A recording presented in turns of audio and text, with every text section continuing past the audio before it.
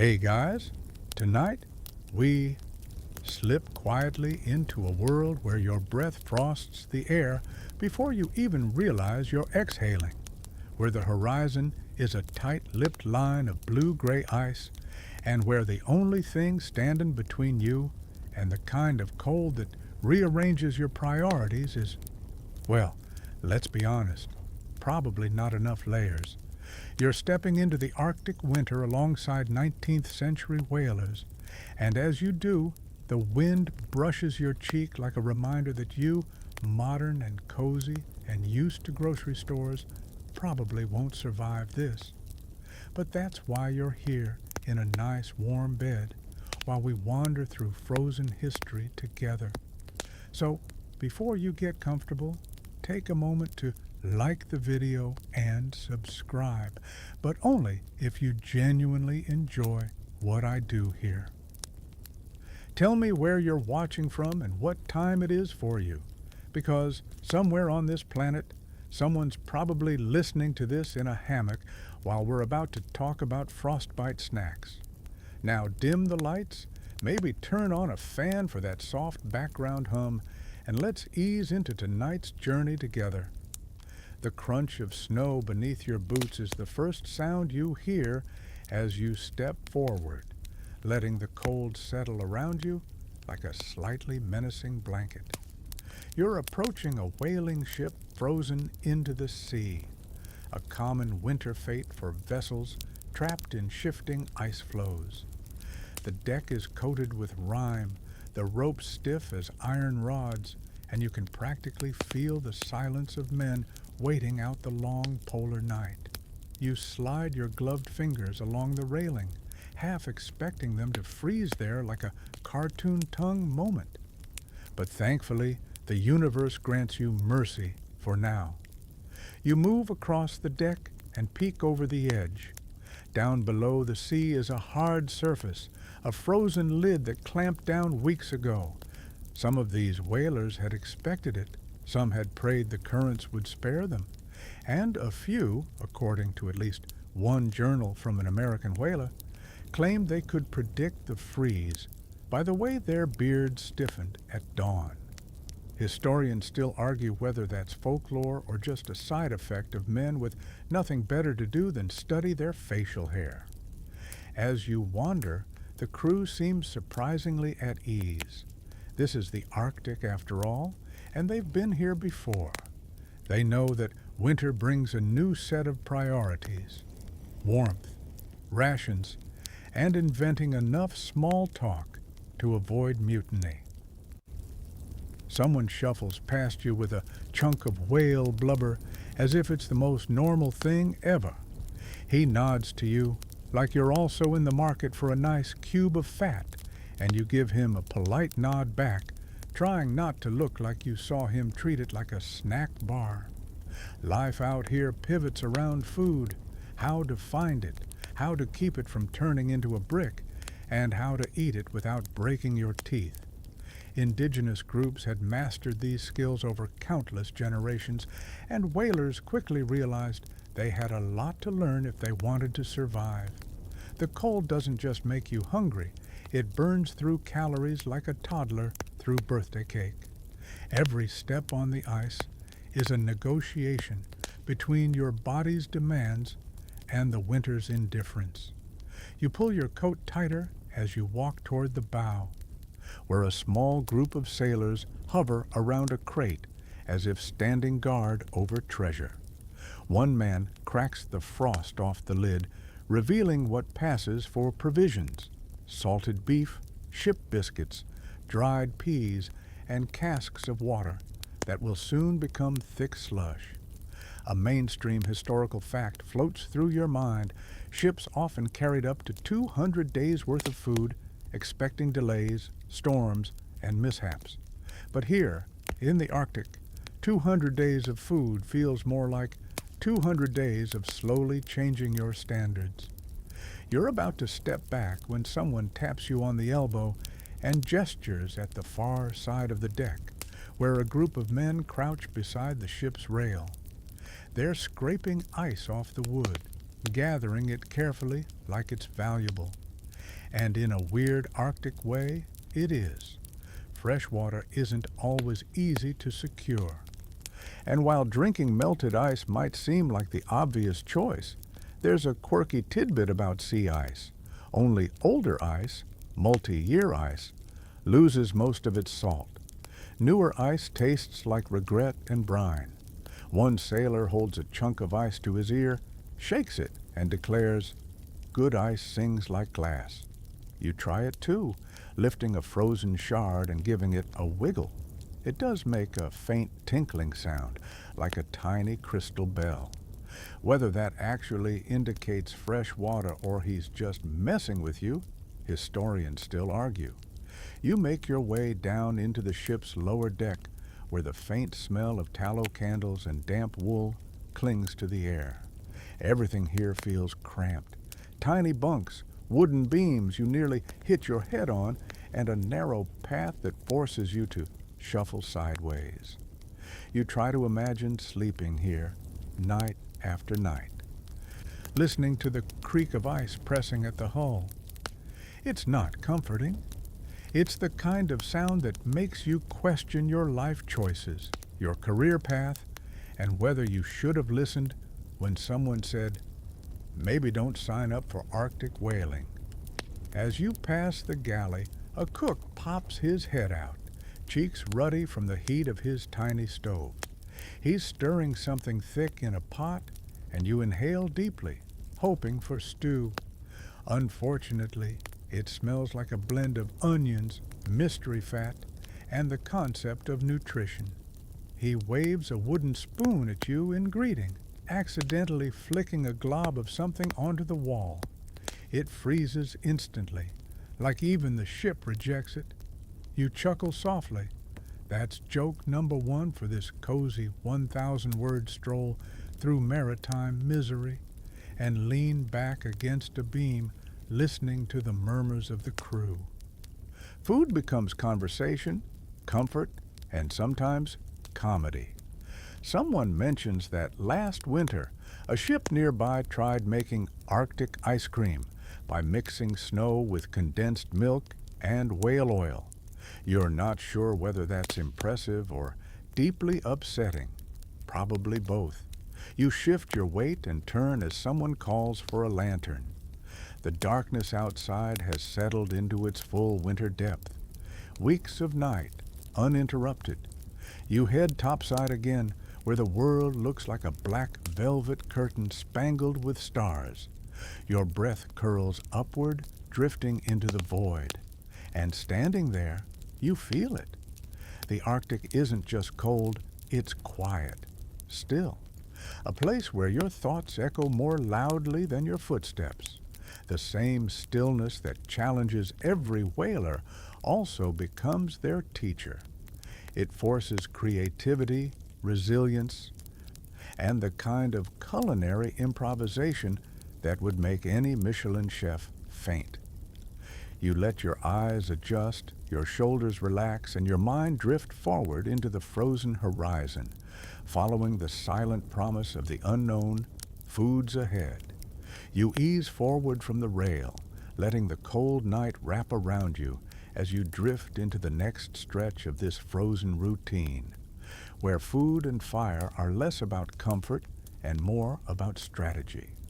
You rub your hands together, partly out of instinct and partly because, honestly, it feels like your fingers are one bad decision away from snapping off like little icicles. Down on the main deck, a pair of crewmen hunch over a squat iron stove they've wedged into a protected corner. A thin column of smoke trails upward, curling toward the stars before disappearing into the dark. That little stove is the heart of everything right now. You shuffle closer, careful not to slip on the patches of ice that shine like polished glass. The closer you get, the more you smell it, the sharp, oily scent of blubber being rendered. It's not the kind of aroma that makes you think, "Ah, yes, dinner." But in the Arctic, this is the perfume of survival. One sailor pokes at the pot, and the liquid inside shimmers like molten gold, whale oil melting down from thick, rubbery chunks into something far more useful. You crouch beside him and feel the warmth radiating toward your face, a small miracle in a place where warmth feels like borrowed time. With whale blubber rendered like this, the crew has heat, light, and fuel for cooking. A mainstream historical fact drifts up from memory. Whale oil was once prized worldwide, used in lamps from London to New York, and it burned with a bright, steady flame that people depended on long before electricity. Right now, though, on this ship, it's also the difference between frostbite and functioning fingers. The sailor glances at you, lifting a ladle full of oil and letting it drip back into the pot with a soft hiss. "Liquid sunshine," he says with a smirk. You give him a half-smile back, though the truth is, it looks more like something your car might leak on a bad day.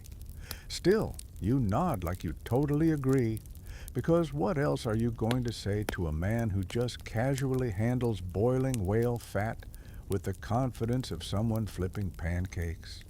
He gestures to a rack above the stove where strips of something hang stiffly. At first, you think it's old rope, but then you realize it's dried meat, whale, seal, maybe even polar bear if the hunting was lucky. The crew treats the blubber fire like a multifunctional appliance, heater, light source, and rough-edged culinary tool. One man slices off a bit of the dried meat and holds it near the heat, hoping to soften it enough that chewing won't feel like attempting amateur dentistry. You step aside to let him pass, and the cold snaps at your face again. Out here, the moment you move away from any fire, the temperature swoops back in with the theatrical flair of a villain reclaiming their throne. Your breath becomes a cloud again as you follow the men toward the ship's midsection, where a peculiar activity is underway. A blubber cleaning task that looks more like a bizarre arts and crafts project than essential winter prep. One sailor sits on a barrel, holding a square of blubber like a sandwich he's contemplating. He trims off the tough skin layer with a short knife. The smooth, pale underside glistens, catching the lantern light. "Best for frying," he says, cutting it into chunks and dropping them into a wooden trough. The pieces jiggle like Arctic jello, and you try not to think about how this might, technically, be the closest thing to a dessert texture the crew will see for months. A quirky tidbit slips into your mind. Some whalers swore that the best tasting blubber came from the jaw of the whale, claiming it had a delicate, nutty flavor. You resist the urge to question their standards or their taste buds. At this point in the winter, you could probably convince them that snowflakes come in flavors. Someone behind you stirs the pot again, and a bright flare sizzles across the surface of the oil. You step back instinctively, which earns you a teasing grin from the cook. "Don't worry," he says. "It only explodes when we're trying to impress visitors." That's joke number one for this leg of the story, though you sense he's only 70% joking. The fire crackles as a gust of wind hits it, and you tuck your scarf closer around your neck. The combination of heat and cold creates a strange equilibrium, roasting face, freezing spine, that you try not to think too deeply about. Instead, you focus on how ingenious these sailors had to be. Rendered whale oil could keep a lantern burning all night, fuel the stove for cooking, and even help thaw out frozen tools if needed. It was the Arctic equivalent of a universal adapter. You shift your gaze toward the horizon, but it's all the same. Flat darkness, soft starlight, the suggestion of ice ridges just beyond sight.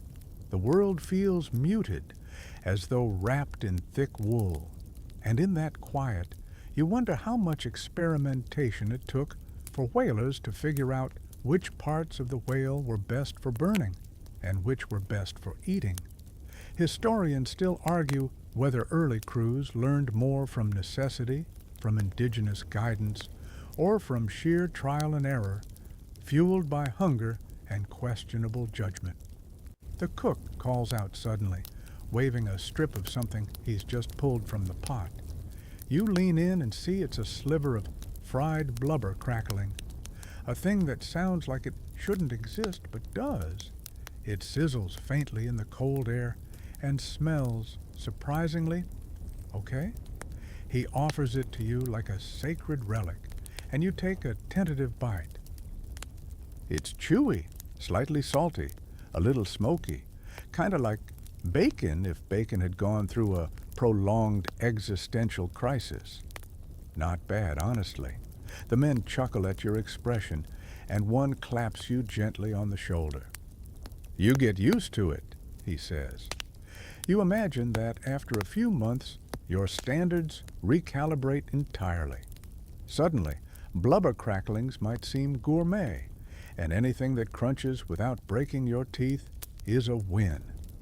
Another gust of wind rattles the rigging above you, sending tiny ice crystals drifting down like glitter from a dysfunctional snow globe. You watch them catch the light from the blubber fire, shimmering briefly before melting on the warm stovetop. It's strangely calming, these small sparks of brightness against the endless dark. And as you linger there, soaking in the warmth and the steady crackle of rendered fat, you feel the rhythm of Arctic life settle around you. Work, cold, darkness, food, and always the fire glowing like a heartbeat that refuses to fade. You step away from the warmth of the blubber fire, letting the cold reclaim you like an overenthusiastic host who thinks hugs should last forever. The wind nips at your ears, making you pull your coat tighter as you follow a narrow path carved into the snow beside the ship. Lanterns sway gently from hooks, casting long, trembling shadows across the ice. Ahead, a few crewmen trudge toward what looks like a small hill, except the hill has a neat opening cut into one side. As you draw closer, you realize it's not a hill at all, but a carefully excavated chamber, an ice cellar, a true Arctic pantry, borrowed straight from indigenous knowledge and adapted by whalers who quickly learned the region didn't tolerate trial and error well. You duck your head and step inside, letting the cold swallow you whole. The air here is different, still, dense, almost velvety. You feel as though you've entered a walk-in freezer designed by nature, perfected over millennia, and left unlocked for whoever needs it most. The walls glisten with packed snow and crystal facets of ice, each one catching the lantern light like tiny stars trapped beneath the surface. A few wooden shelves sit along the edges, bearing cuts of frozen seal meat stacked carefully like someone's idea of Arctic Tetris. You reach out and brush your fingertips across one of the frozen bundles. The texture is firm, solid, and shockingly cold, even colder than outside. That's the brilliance of it. Snow and ice insulate themselves. Down here, the temperature holds steady, shielded from the wild swings above. You can't help but marvel, and a mainstream historical fact nudges at your thoughts. Many indigenous communities across the Arctic constructed elaborate ice cellars, sometimes several meters deep, to store whale and seal meat. These weren't crude holes. They were engineering feats, complete with vent shafts and carefully angled tunnels. The whalers, upon encountering these cellars, quickly recognized their genius. Why fight the Arctic when you can make it work for you? A sailor near the entrance grins when he sees your expression. Keeps the meat good for months, he says, tapping a frozen seal flank with affection, as though greeting an old friend. He leans on his lantern and adds, "Course, you don't want it too frozen. Makes cutting it a chore." Last winter, Thompson tried slicing through a block of meat and snapped his best knife. Another man chuckles from across the cellar. Snapped the knife, sprained his pride. That's joke number one for this stretch of your chilly adventure. You watch as they pry open a bundle wrapped in hide. Inside is dark, dense seal meat, the kind of deep reddish-black that would alarm you anywhere else, but here just looks normal. A quirky tidbit surfaces in your mind.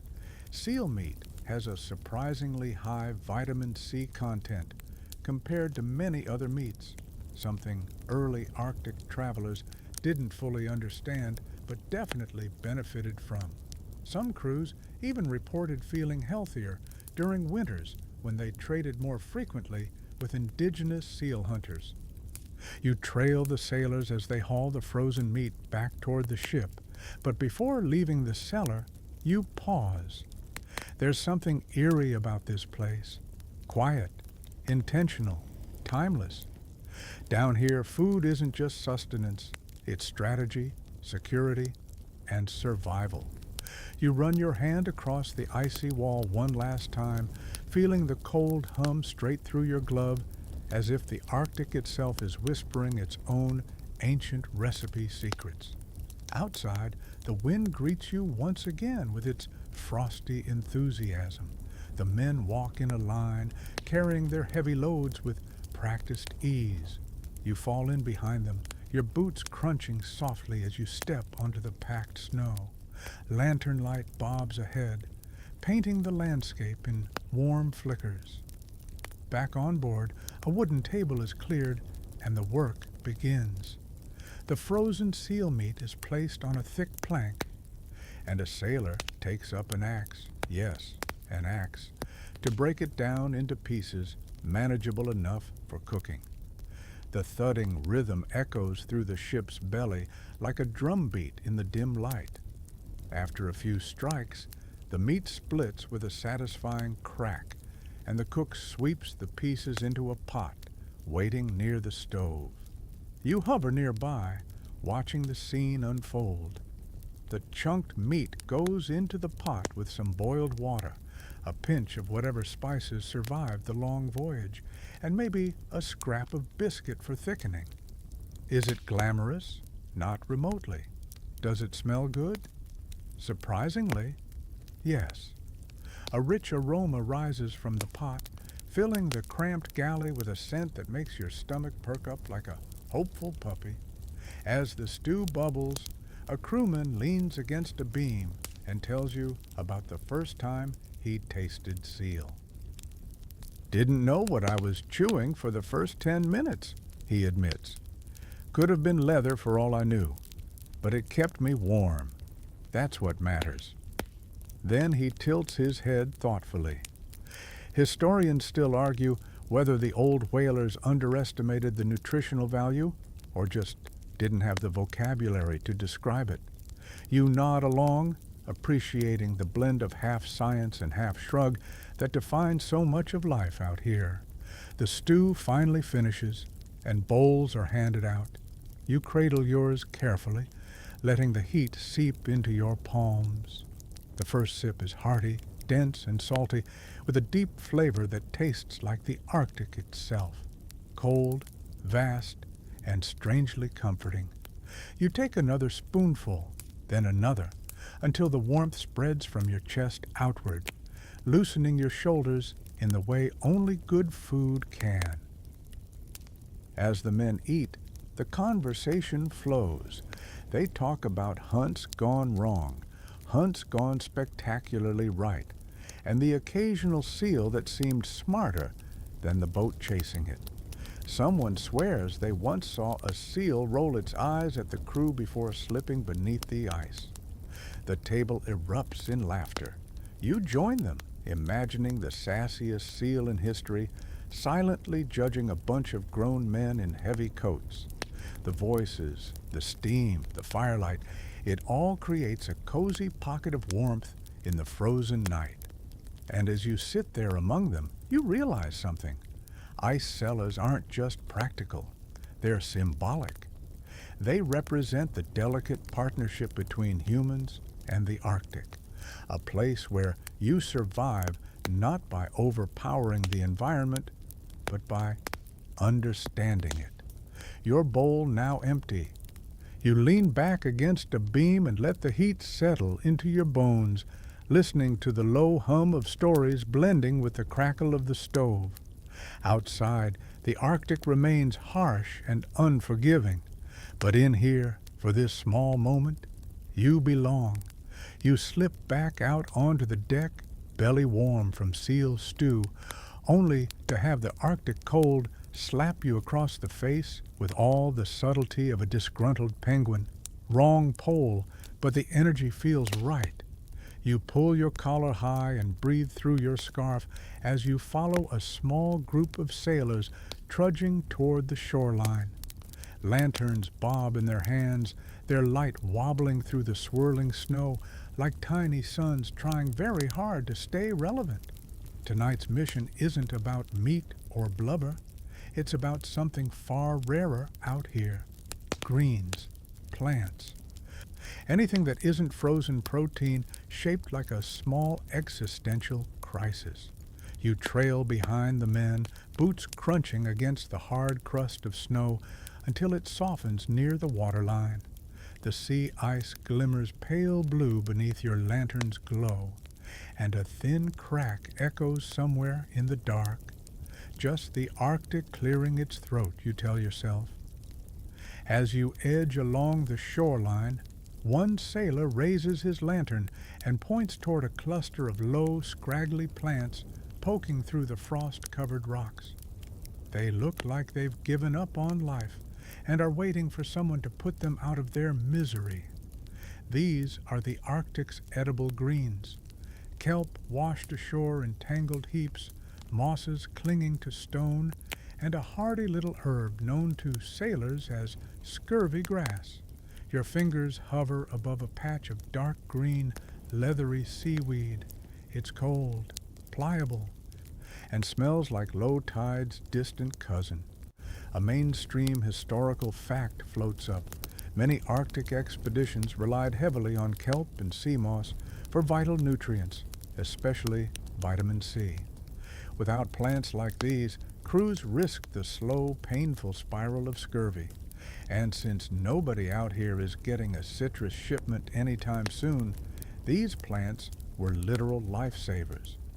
One sailor kneels beside a cluster of bright green kelp, lifting the fronds as though choosing the least offensive-looking vegetable at a grocery store. "This one's not too slimy," he says optimistically. Another snorts. Not too slimy means it hasn't realized what we're about to do to it. That's joke number one for this section, though with the wind howling, you might count it as dark humor just to stay warm. A few men gather moss, Arctic sorrel, to be precise, peeling it from the rocks with practiced ease. You lean closer, fascinated by its lemony scent, a surprise in the middle of this frozen desert. A quirky tidbit pops into your mind. Some whalers referred to sorrel as the Arctic lemon, and while that might be an exaggeration, its tangy sharpness really did feel like a tiny miracle during months of bland, salty meals. One sailor tosses a handful into a sack and mutters, "Keeps the teeth in your head anyway." He grins, showing a set of surprisingly intact molars. Historians still argue whether early crews knew exactly why these greens prevented scurvy, or if they just noticed fewer funerals when they ate them. You nod thoughtfully. It does seem like Arctic nutrition was often a mixture of indigenous knowledge, sailor superstition, and the occasional lucky accident. The wind picks up, whipping the seaweed around your boots like animated shoelaces trying to trip you. The sailors move on to a tangle of drift kelp that washed ashore earlier that day. They slice long ribbons of it with small knives, shaking off ice crystals and bundling the pieces like oddly wet firewood. You pick up a strand to examine it, thick, rubbery, and surprisingly heavy. It feels like the ocean's version of pasta, if pasta decided to have commitment issues. Once the sacks are filled, the crew heads back toward the ship. You follow, the cold nipping at your legs as the lantern beams sway through the dark. The ship looms ahead, its silhouette merging with the sky like a frozen fortress. Climbing aboard, you stomp your boots, sending clumps of snow scattering across the deck. Inside the galley, the cook looks at the haul with the resigned fondness of a parent receiving a macaroni necklace. "Kelp soup again," he sighs. "And here I was, hoping someone found a carrot." He dumps the bundles into a large wooden tub and begins rinsing them in melted snow water. The air fills with that unmistakable sea-salty smell, bracing, but somehow comforting in the close quarters of the ship. You watch as he slices the kelp into thin strips and tosses the pieces into a pot already warmed by the blubber stove. Then in goes the sorrel, chopped finely to release its citrusy bite. A few men gather near the galley door, warming their hands and peering in with the eagerness of people hoping for anything that isn't boiled meat. The pot begins to bubble, sending up a steam that smells strangely nice, fresh even. Like someone accidentally invented Arctic spa water. You take a seat beside a sailor who's stirring a kettle of hot water with tea leaves so ancient they're probably classified as family heirlooms. He hands you a tin cup with a wink. "Warms the spirit," he claims, "even if it tastes like disappointment." The cook ladles out the finished soup, handing bowls around. Yours steams in the cold air, a swirl of greens floating lazily on top. You taste it carefully. The broth is salty and warm, the kelp soft and surprisingly savory, the sorrel adding a sharp brightness that cuts through the heaviness of winter. It tastes like hope, salty hope, but still hope. A sailor slurps loudly beside you, sighs with satisfaction, and declares, "Better than chewing on your boot." You blink, recalling that this is not a metaphor out here. He grins sheepishly. "Don't worry, that story's for another night."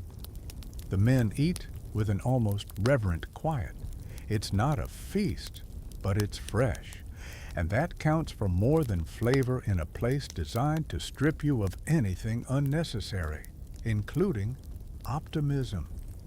As you sip your soup, you glance around at the tired, wind-chapped faces, softened by the glow of lanterns and the warmth of a rare green meal. The wind howls outside, rattling the boards like a giant testing the ship's structural integrity.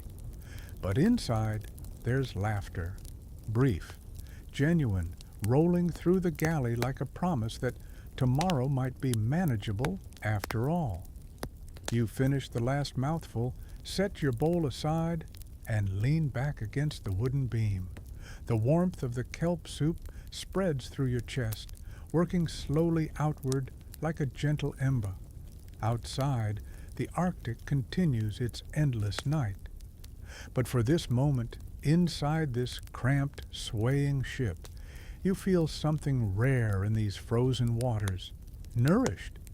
You drift back up to the deck after the warmth of kelp soup has settled into your bones, only to meet the Arctic wind again, persistent, personal, and absolutely convinced you didn't get the message the first 4 times. The sky above is a blank sheet of darkness, so complete it feels like someone forgot to turn the world back on. Lanterns sway on their hooks, creaking softly, and somewhere ahead you hear laughter, sharp, amused, and definitely up to no good. You follow the sound toward a cluster of sailors huddled beside a crate.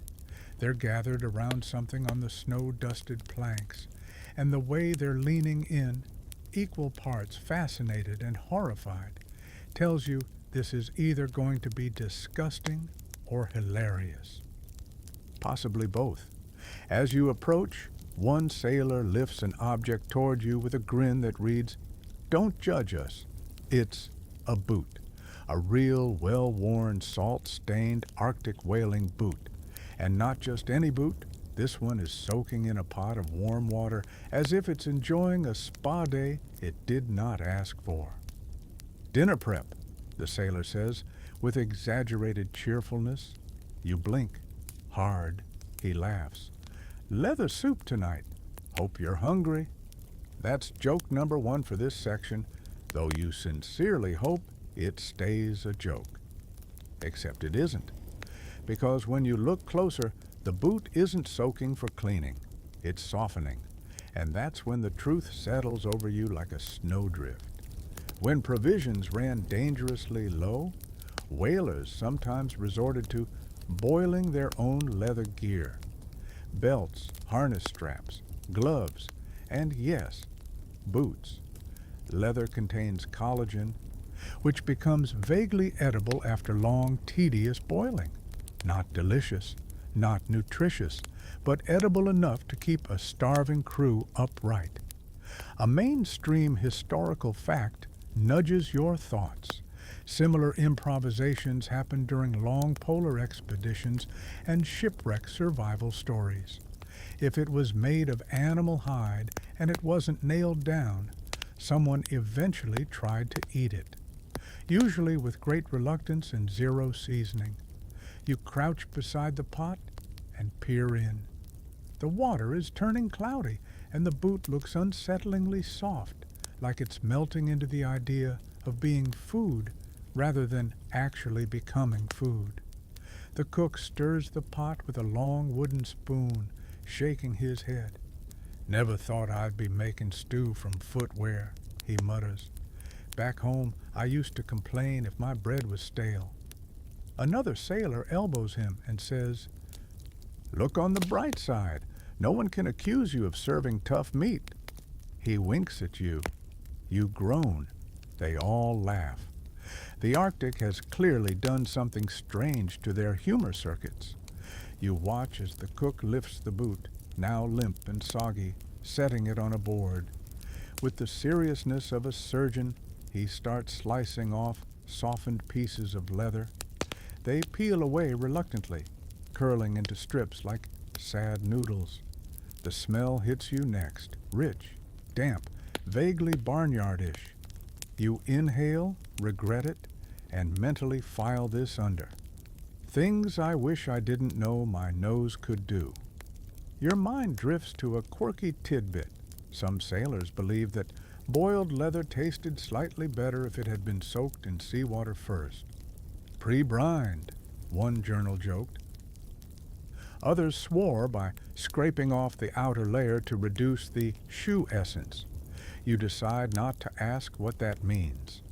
The cook tosses the strips back into the pot, adds a handful of crushed biscuits for thickening, and stirs. Slowly, painfully, the mixture turns into something stew-like. Not stew you'd order voluntarily. More stew you'd eat because the alternative is slipping into hypothermia. The men gather with their tin bowls, their expressions a blend of resignation and mild curiosity. You take a cautious taste when your turn comes. The broth is thin, slightly salty, and carries the unmistakable tang of regret. The leather strip you attempt to chew behaves like a stubborn rubber band with commitment issues. Still, the warmth spreads into your chest, and in the Arctic, warmth is everything. As you eat, the men begin sharing stories, some true, some exaggerated, all delivered with that Arctic survival camaraderie that grows from suffering together. One sailor describes a winter years ago when his ship ran out of biscuits entirely. We ground up the sawdust from the carpenter's shop and mixed it with melted snow, he says proudly. Called it Arctic porridge. Put hair on your chest. Another sailor snorts. Put splinters in your teeth, more like. You laugh with them because at this point, absurdity is its own kind of comfort. In the background, the ice groans, a low shifting moan that vibrates through the ship's hull. It's a sound you're getting used to, but not fond of. As the stew dwindles, the crew settles into quieter chatter. One older sailor leans toward you and says in a low voice, "Historians still argue whether those stories of boiling boots were exaggerated." He pauses, glances meaningfully at the pot. Personally, I think historians have never been hungry. When the bowls are empty, or as empty as they'll get, you help clean up, rinsing pots with snow and setting them near the stove to dry. The crew disperses, some heading below deck, others stepping out into the night to check the lines. You linger by the rail, staring at the vast, silent darkness. And you realize something. Eating boots isn't a sign of desperation alone. It's a testament to the human ability to adapt, to improvise, to try anything, to make it through a night colder than imagination allows. Your thoughts drift to the steaming pot behind you, to the soft leather strips and the resigned laughter. In the Arctic, survival isn't glamorous. It's not heroic in the way stories sometimes make it sound. It's gritty, weird, resourceful, uncomfortable, and occasionally flavored with the essence of footwear. But it works. The wind rises, brushing snow across the deck like soft whispers urging you onward. You pull your coat tighter, take one last breath of the icy air, and follow the next lantern glow deeper into the story. You follow the lantern glow toward the starboard side of the ship where the wind has eased just enough to let you forget for a moment that your eyelashes are trying to freeze together like they've entered a long-term committed relationship. The deck creaks beneath your boots as you lean over the rail, peering toward the rocky cliffs rising beyond the shoreline. The sailors speak in low voices, their breath curling out like tiny ghosts. One of them points toward the snowy bluffs with that casual tone that means, "Yep, that's where we're going. Try not to die on the way." You hop down onto the ice with them, feet crunching on the hard-packed snow. The sky is still a bottomless well of darkness, but your lantern casts a warm circle ahead. The cliffs loom closer, white and jagged, and as you approach, a faint sound meets your ears. A scatter of wings, a soft chorus of chirps, and an occasional disgruntled squawk, like someone complaining about being woken too early. You pause, tilting your head. Birds, lots of them. One sailor grins at your confusion. "Eider ducks," he says. "Nests up here by the hundreds. Eggs, too. Good eating if you can get 'em before the foxes do." Eider ducks, small, hardy seabirds known across the Arctic, were a seasonal blessing for whalers stuck through the winter. When spring began whispering its arrival, even if the Arctic version of spring is still aggressively cold, eiders returned to nest in massive colonies. Their down was famously soft, their eggs famously edible, and their attitude famously unimpressed by human visitors. You scramble up the rocky trail behind the men, boots slipping a little on the frost. The air grows heavy with sound, chirps layered over squawks, layered over the soft rustle of feathers. The closer you get, the warmer the air seems, as if all those tiny bird bodies have collectively decided to fight winter through sheer force of fluff. A mainstream historical fact slips into your mind. Eiderdown was once so valuable that some Arctic communities built structures specifically to encourage eiders to nest, carefully collecting feathers without disturbing the birds. The down-insulated clothing and bedding, and whalers who traded for it often considered it luxury beyond measure. You crest the rise, and the sight takes you off guard. Before you, spread across the snow-dusted cliffs, are hundreds of shallow nests, little depressions lined with the softest gray down you've ever seen. It's like someone spilled a cloud across the rocks.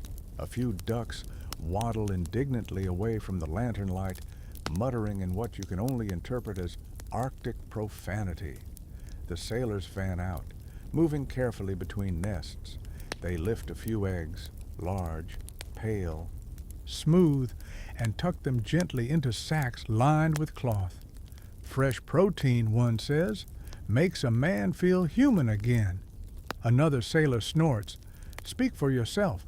My mother said I'd grow feathers one day if I ate too many of these. You inch closer to a nest and brush your fingers along the down.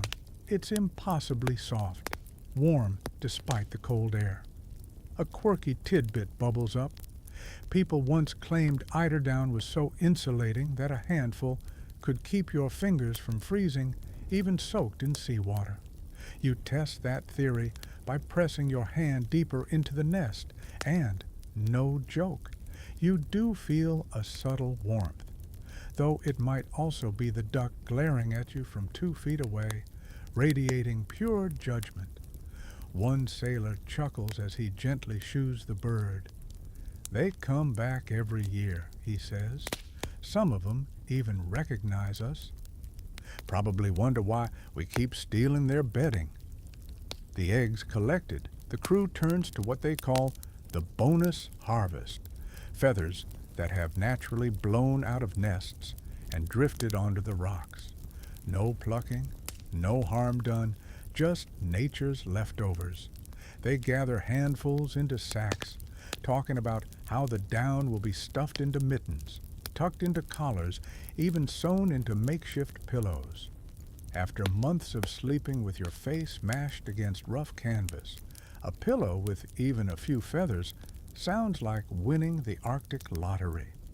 Historians still argue whether whalers underestimated how much these birds meant to local ecosystems. One sailor remarks thoughtfully as he brushes down off his coat. Takes a lot of eiders to make a little comfort. You nod, appreciating the quiet respect in his voice.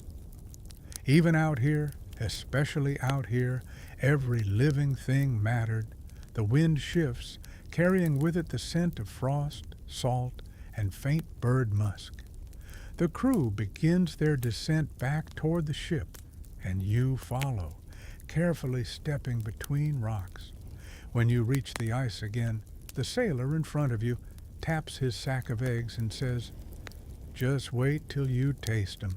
Bit strong, but better 'n boot stew." You chuckle, completely agreeing. Back on board, the cook eagerly takes the haul.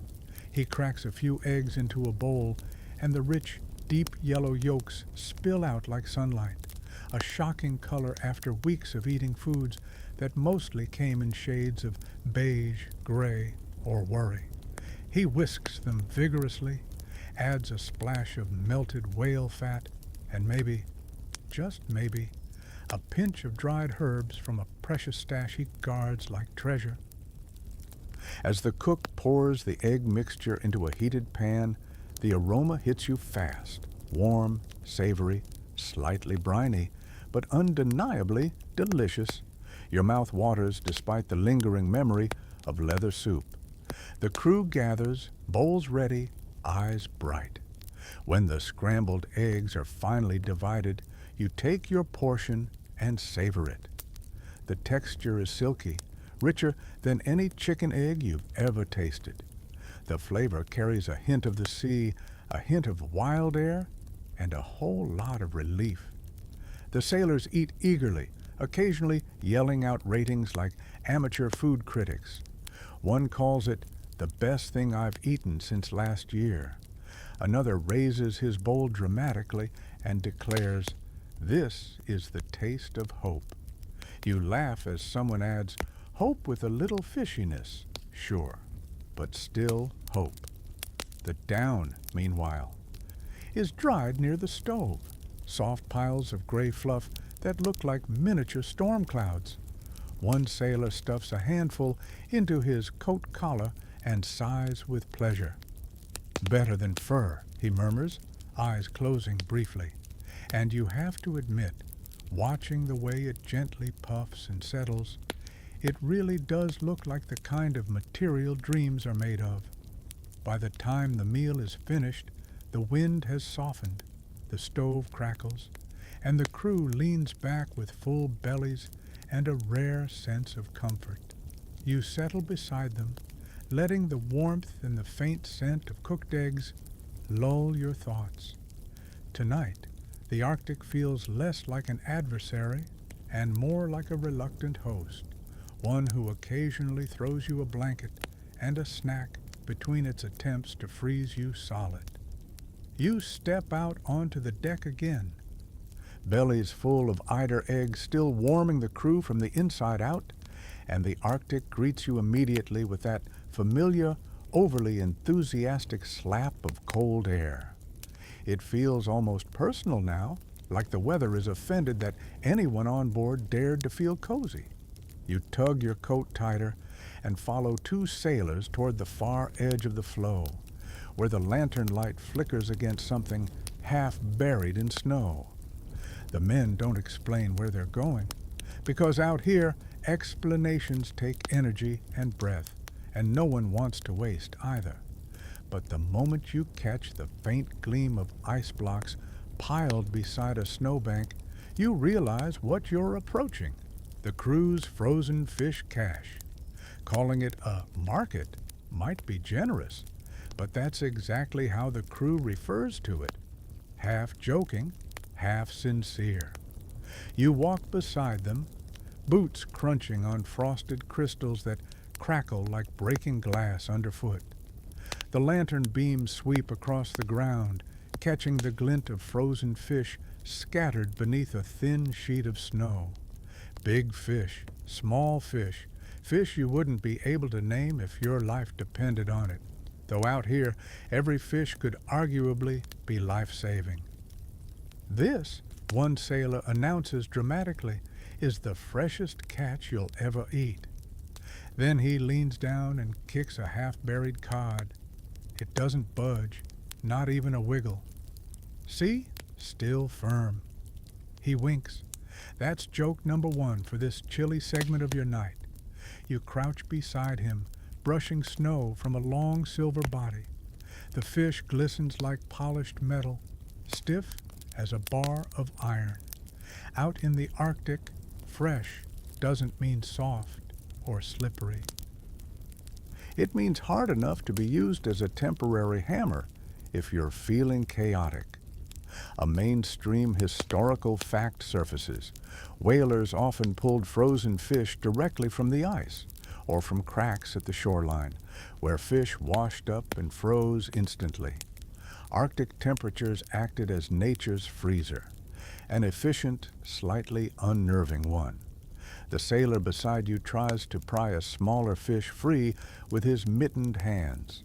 When that fails, he grabs a wooden mallet and whacks the snow-covered lump with the casualness of someone tenderizing a steak. A muffled thunk echoes across the ice. "Gotta convince 'em to come loose," he remarks. "They're shy." As he works, another sailor calls you over to a ridge of ice, jutting up like the spine of some frozen sea creature. He motions for you to peek underneath it. You kneel and see a row of fish lined neatly in a shallow groove, a makeshift natural freezer. "Storm washed 'em in last week," he explains. "Perfect spot. Wind keeps 'em dry. Cold keeps 'em solid. Foxes can't sneak 'em out." He pauses. "Usually." A quirky tidbit pops into your thoughts. Some Arctic explorers once reported finding frozen fish so perfectly preserved that they believed they could identify the exact moment the fish died, captured mid-swim, mouths open, eyes wide, like icy sculptures of panic. You imagine one of those fish staring up at you right now and resist the urge to apologize for disturbing its eternal nap. The men load several fish into a canvas sack, each one landing with a clunk that echoes weirdly in the stillness. When the sack is full, they toss it over a shoulder and begin the walk back toward the ship. You trail behind, your lantern sweeping over the dark water's edge as you go. The wind has picked up again, carrying with it the faint briny scent of the sea, trying to breathe beneath all that ice. Once on board, the fish are hauled to a small prep area beside the blubber stove. And now comes the fun part, defrosting. The crew refers to this process as persuading the fish to become dinner. You watch as the cook holds a frozen cod above the stove, rotating it slowly like a very depressed kebab. Steam rises from its surface, droplets forming then freezing again along the edges whenever he rotates it too far from the heat. He passes the fish to another sailor, who begins hammering at the softened belly with the back of a knife. "You don't want it thawed all the way," he explains, "just enough to cut." He hacks away at the cod with loud, steady thumps until it splits open. Inside, the flesh is pale, slightly frosty, and surprisingly clean-looking, like it's been preserved by the Arctic itself. As he hacks, he glances at you. Historians still argue whether these fish taste better because they're fresher or because the Arctic removes your ability to be picky. You grin. Both seem equally plausible. The cook slices the fish into sections, some for frying in whale oil, some for boiling into a stew, and one especially thin piece he sets aside for what he proudly calls Arctic sashimi. You raise an eyebrow. He shrugs. "We're adventurous." You watch him dip the thin slice into a bowl of melted snow water. Then, with exaggerated flourish, he pops it into his mouth. His eyes widen. "Cold," he says simply. "Very cold." He gestures for you to try a piece. You hesitate. Then carefully place a sliver of icy fish on your tongue. It's shockingly refreshing, almost sweet. Like the cold has preserved some delicate flavor you've never noticed in store-bought seafood. Or maybe your taste buds are in full survival mode and will complement anything that isn't boot leather. The other fish goes into the pot, sizzling dramatically as it hits the oil. The rich scent fills the galley, warm, savory, impossibly welcome. You stand near the stove as the cook stirs, adding bits of biscuit for thickening and a handful of dried onions someone once traded with an Inuit hunter in what turned out to be the most emotionally significant onion transaction of his life. Soon, bowls are passed around. You cradle yours, letting the heat soak into your hands. The broth is hearty, the fish tender despite its rock-solid origins. Each bite warms you from the inside like small, edible campfires. The crew eats in companionable silence for a while before the stories begin again. One sailor swears he once found a fish frozen mid-jump. Another claims he used a frozen haddock as a hammer to fix a crate. You don't know if either story is true, but you appreciate the mental image of someone repairing heavy equipment using seafood. By the time your bowl is empty, the stove crackles softly, lanterns flicker warmly, and the wind outside hums like a restless sigh. You rest your hands on your knees, letting the warmth settle into your bones.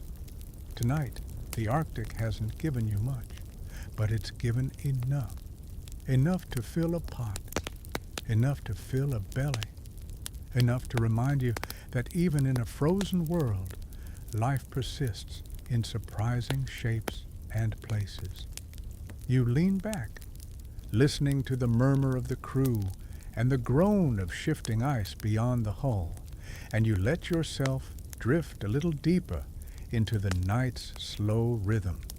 You drift back toward the center of the ship, warmed slightly by fish stew, but still carrying that unmistakable feeling that your nose is contemplating a long-term separation from your face.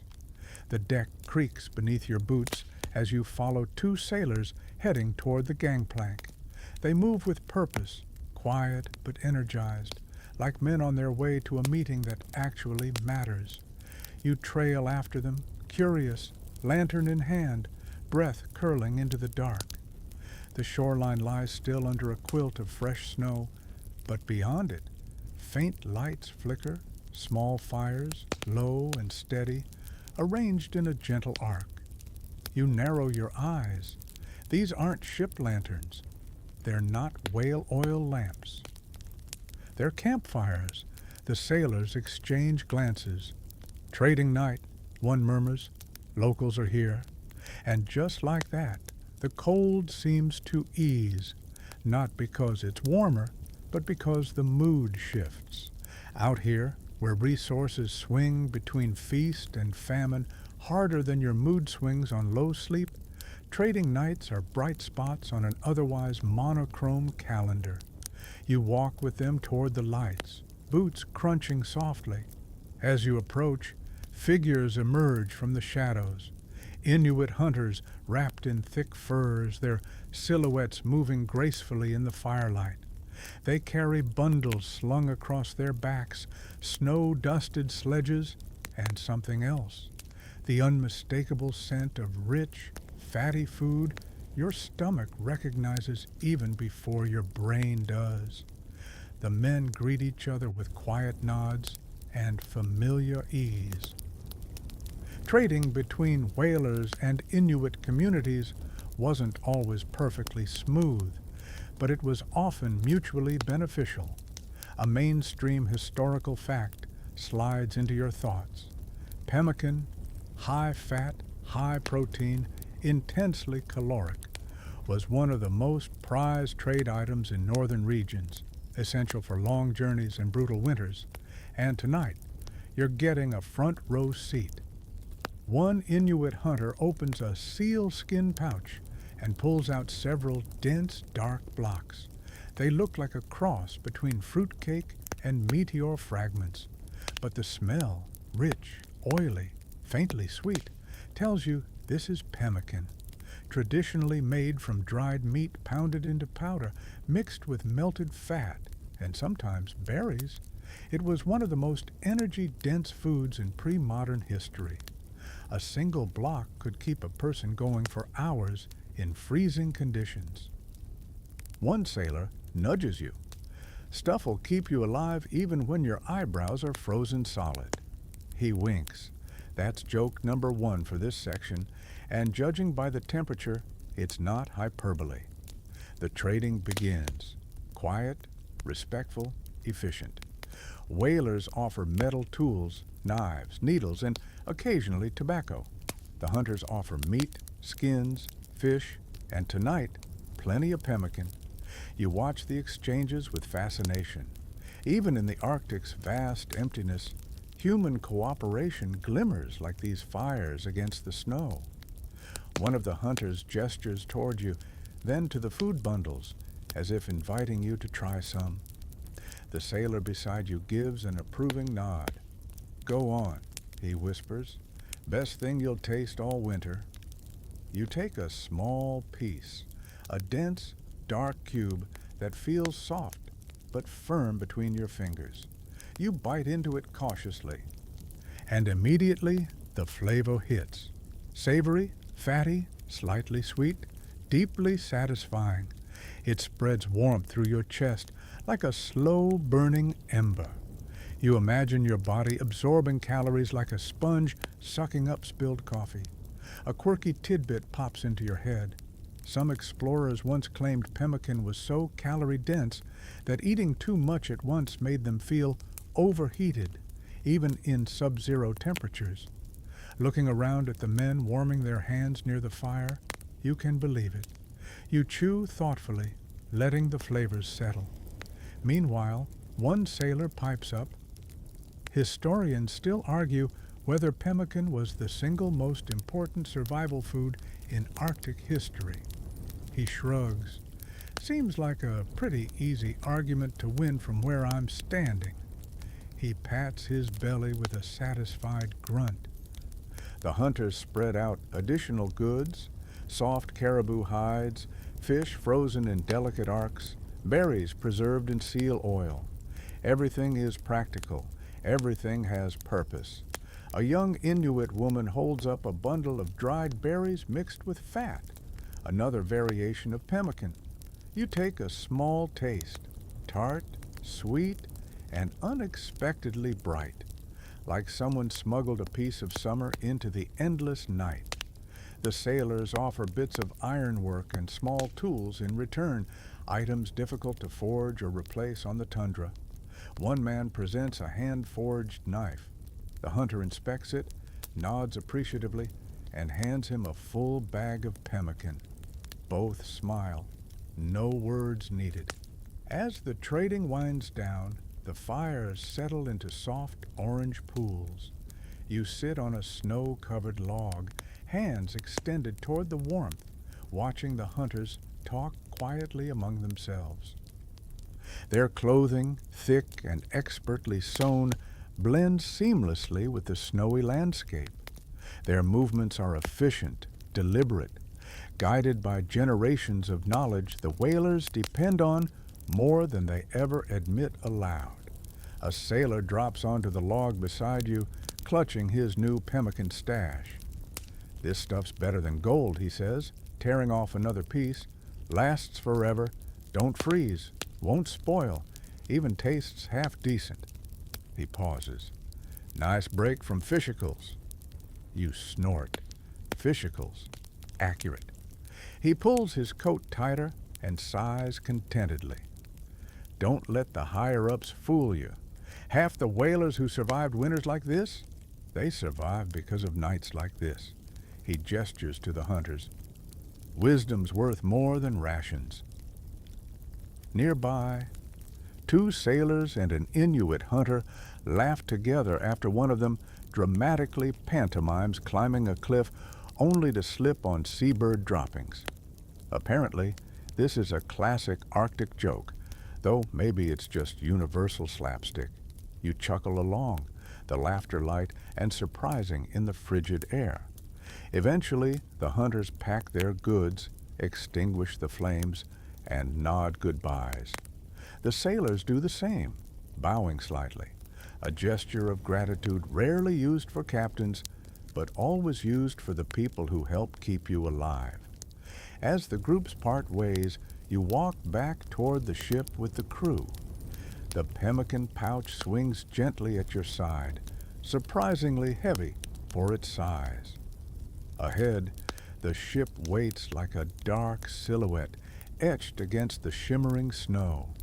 When you climb aboard, the air feels a little warmer. The presence of new food, real food, lifts everyone's spirits. Someone starts humming. Someone else begins stacking supplies. And the cook, eyes shining with excitement, announces he'll ration the pemmican carefully. You slip into the galley, take one last bite of the energy-dense treasure, and feel the warmth spreading through your limbs like a quiet promise. Tonight, you walk away with one clear truth. In the Arctic, survival isn't just about endurance. It's about connection between people, between cultures, between the land and those who understand it best. And in your pocket, tucked safely away, a small square of pemmican waits like a lifeline. You step back onto the deck after the trading night, pemmican tucked safely in your pocket, like a secret chocolate bar you're saving for emotional emergencies. The wind has quieted to a low hum, almost gentle, as though the Arctic is catching its breath. Lanterns glow along the rail, halos of warm light trembling in the dark. You rub your hands together, savoring the lingering warmth from the fires, and follow the faint trail of footprints across the ice as the crew heads inland.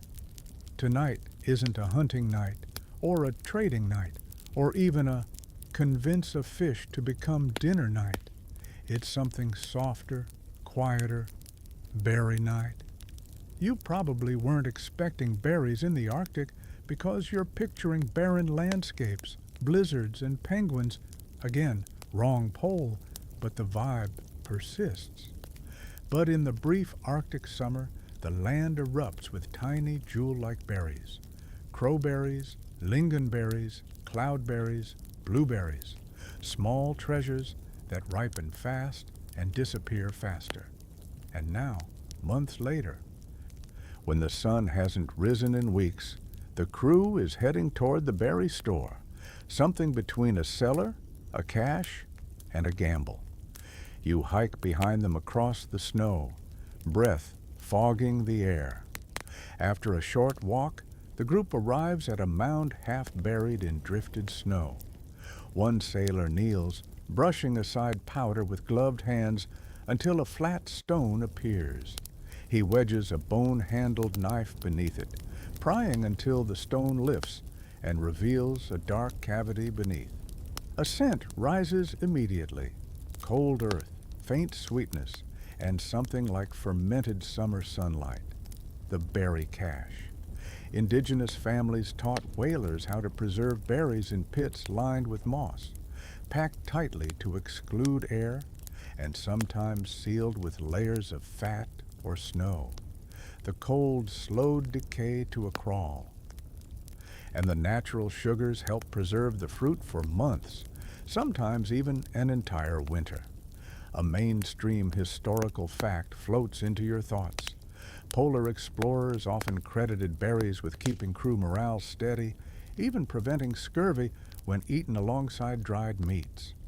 The vitamin C content might be lower after months underground, but the psychological boost, immense. The sailor beside you reaches into the pit and pulls up a sealed pouch made of seal skin. He squeezes it gently. Still soft, he says. Good sign. He unties the binding and opens the pouch. Inside is a dark ruby-red mass, berries pressed together, slightly fermented, glossy with cold moisture. You lean closer and feel the aroma hit you. Tart, sharp, sweet, and wild. Like someone liquefied the memory of the midnight sun. Crowberries, the sailor says, plucking one free. Picked at the end of summer. Still good. He pops it into his mouth and winces slightly at the zing. Stronger than I remember. He offers you one. You take it hesitantly. It's small, dark, and firm. You place it on your tongue. The flavor bursts in your mouth like a tiny firework, tart at first, then a deep, earthy sweetness that settles into the warmth of the back of your throat. You close your eyes involuntarily. After weeks of fish, fat, and boot-flavored disappointment, this is miracle food. Hope disguised as fruit. A quirky tidbit floats up. Some Arctic communities once fermented berries intentionally, mixing them with fish oil to create a thick, pudding-like dish. Early whalers recorded trying it. Some loved it, some swore it winked at them, and nobody could ever fully agree whether it was delicacy or punishment. One sailor laughs as he stuffs a handful of berries into a cloth pouch. Historians still argue whether fermented berries were a treat or torture, he says. Depends on who you ask and how hungry they were at the time. Another sailor pulls out a second pouch, this one with lingonberries. These are brighter, rounder, and smell tangier. He holds one between two fingers and says, "These ones? Good for waking up. Better than coffee." He tosses it into his mouth and shivers. Yep, still a punch to the teeth. The crew passes pouches from hand to hand, each man taking a few handfuls. Nobody overeats, not because of rationing, but because after months of heavy winter meals, too many berries at once would be, let's say, memorable in the worst gastrointestinal way. You help lift several more bundles from the pit, some in moss-wrapped packages, others sealed inside small wooden boxes. The berries are partially frozen but not solid, their sugars keeping them pliable. The sailors pack them carefully into bags, covering the pit again with stone and snow, a ritual of respect, of continuity. Back aboard the ship, the cook is already waiting with a pot on the stove. When he sees the berries, he grins like it's his birthday. He mixes a handful with hot snow water, heating them gently until they form a warm, syrupy mixture.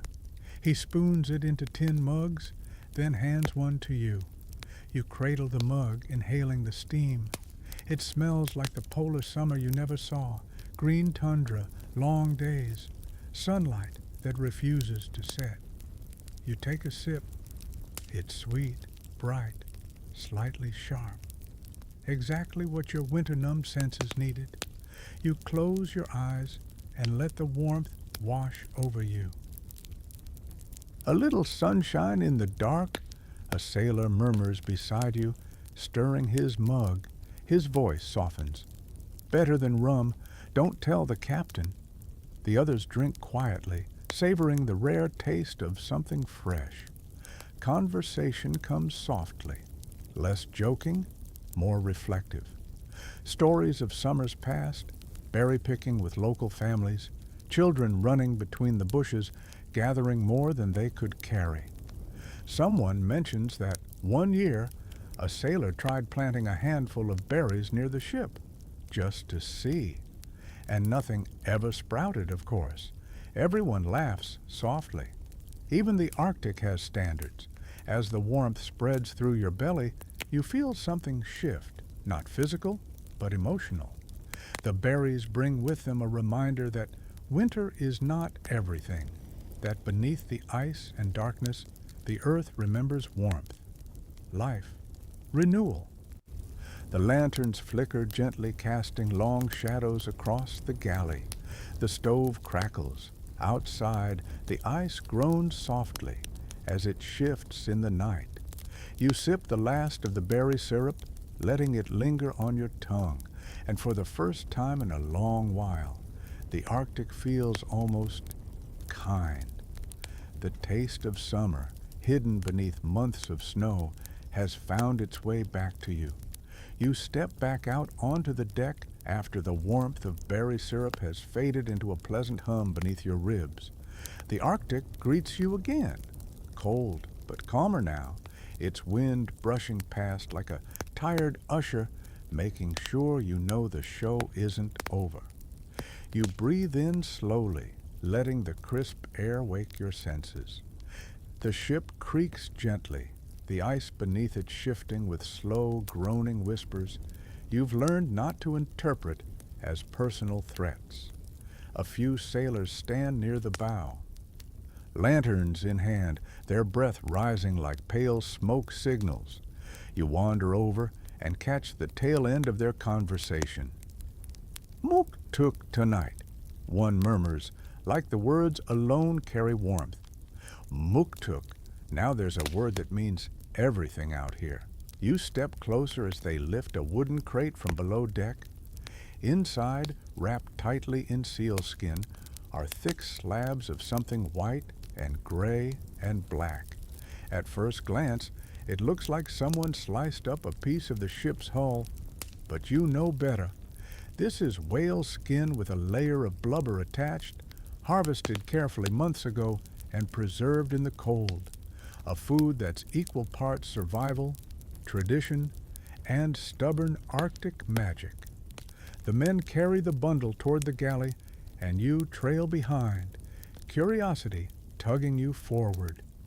When they unwrap the first piece, the lantern light glints off the smooth, rubbery surface, white on the outside, darker toward the edges.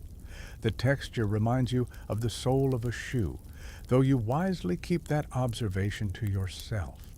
A mainstream historical fact drifts up.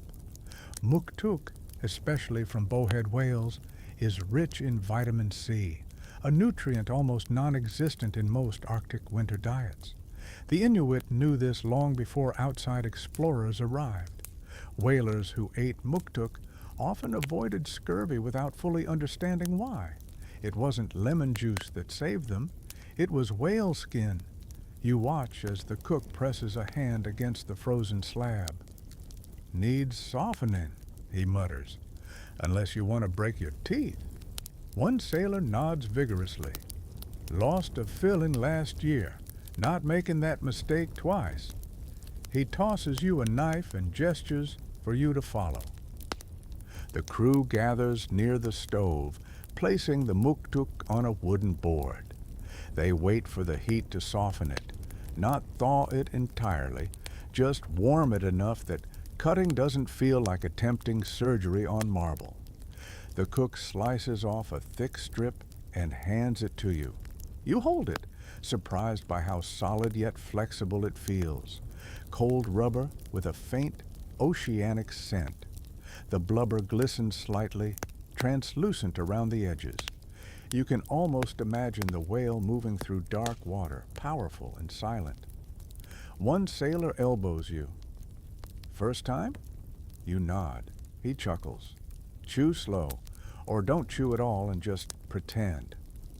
That's joke number one for this section, and honestly, probably good advice. He demonstrates by cutting his piece into small cubes before popping one into his mouth and chewing deliberately, jaw working like he's trying to solve a puzzle with his teeth.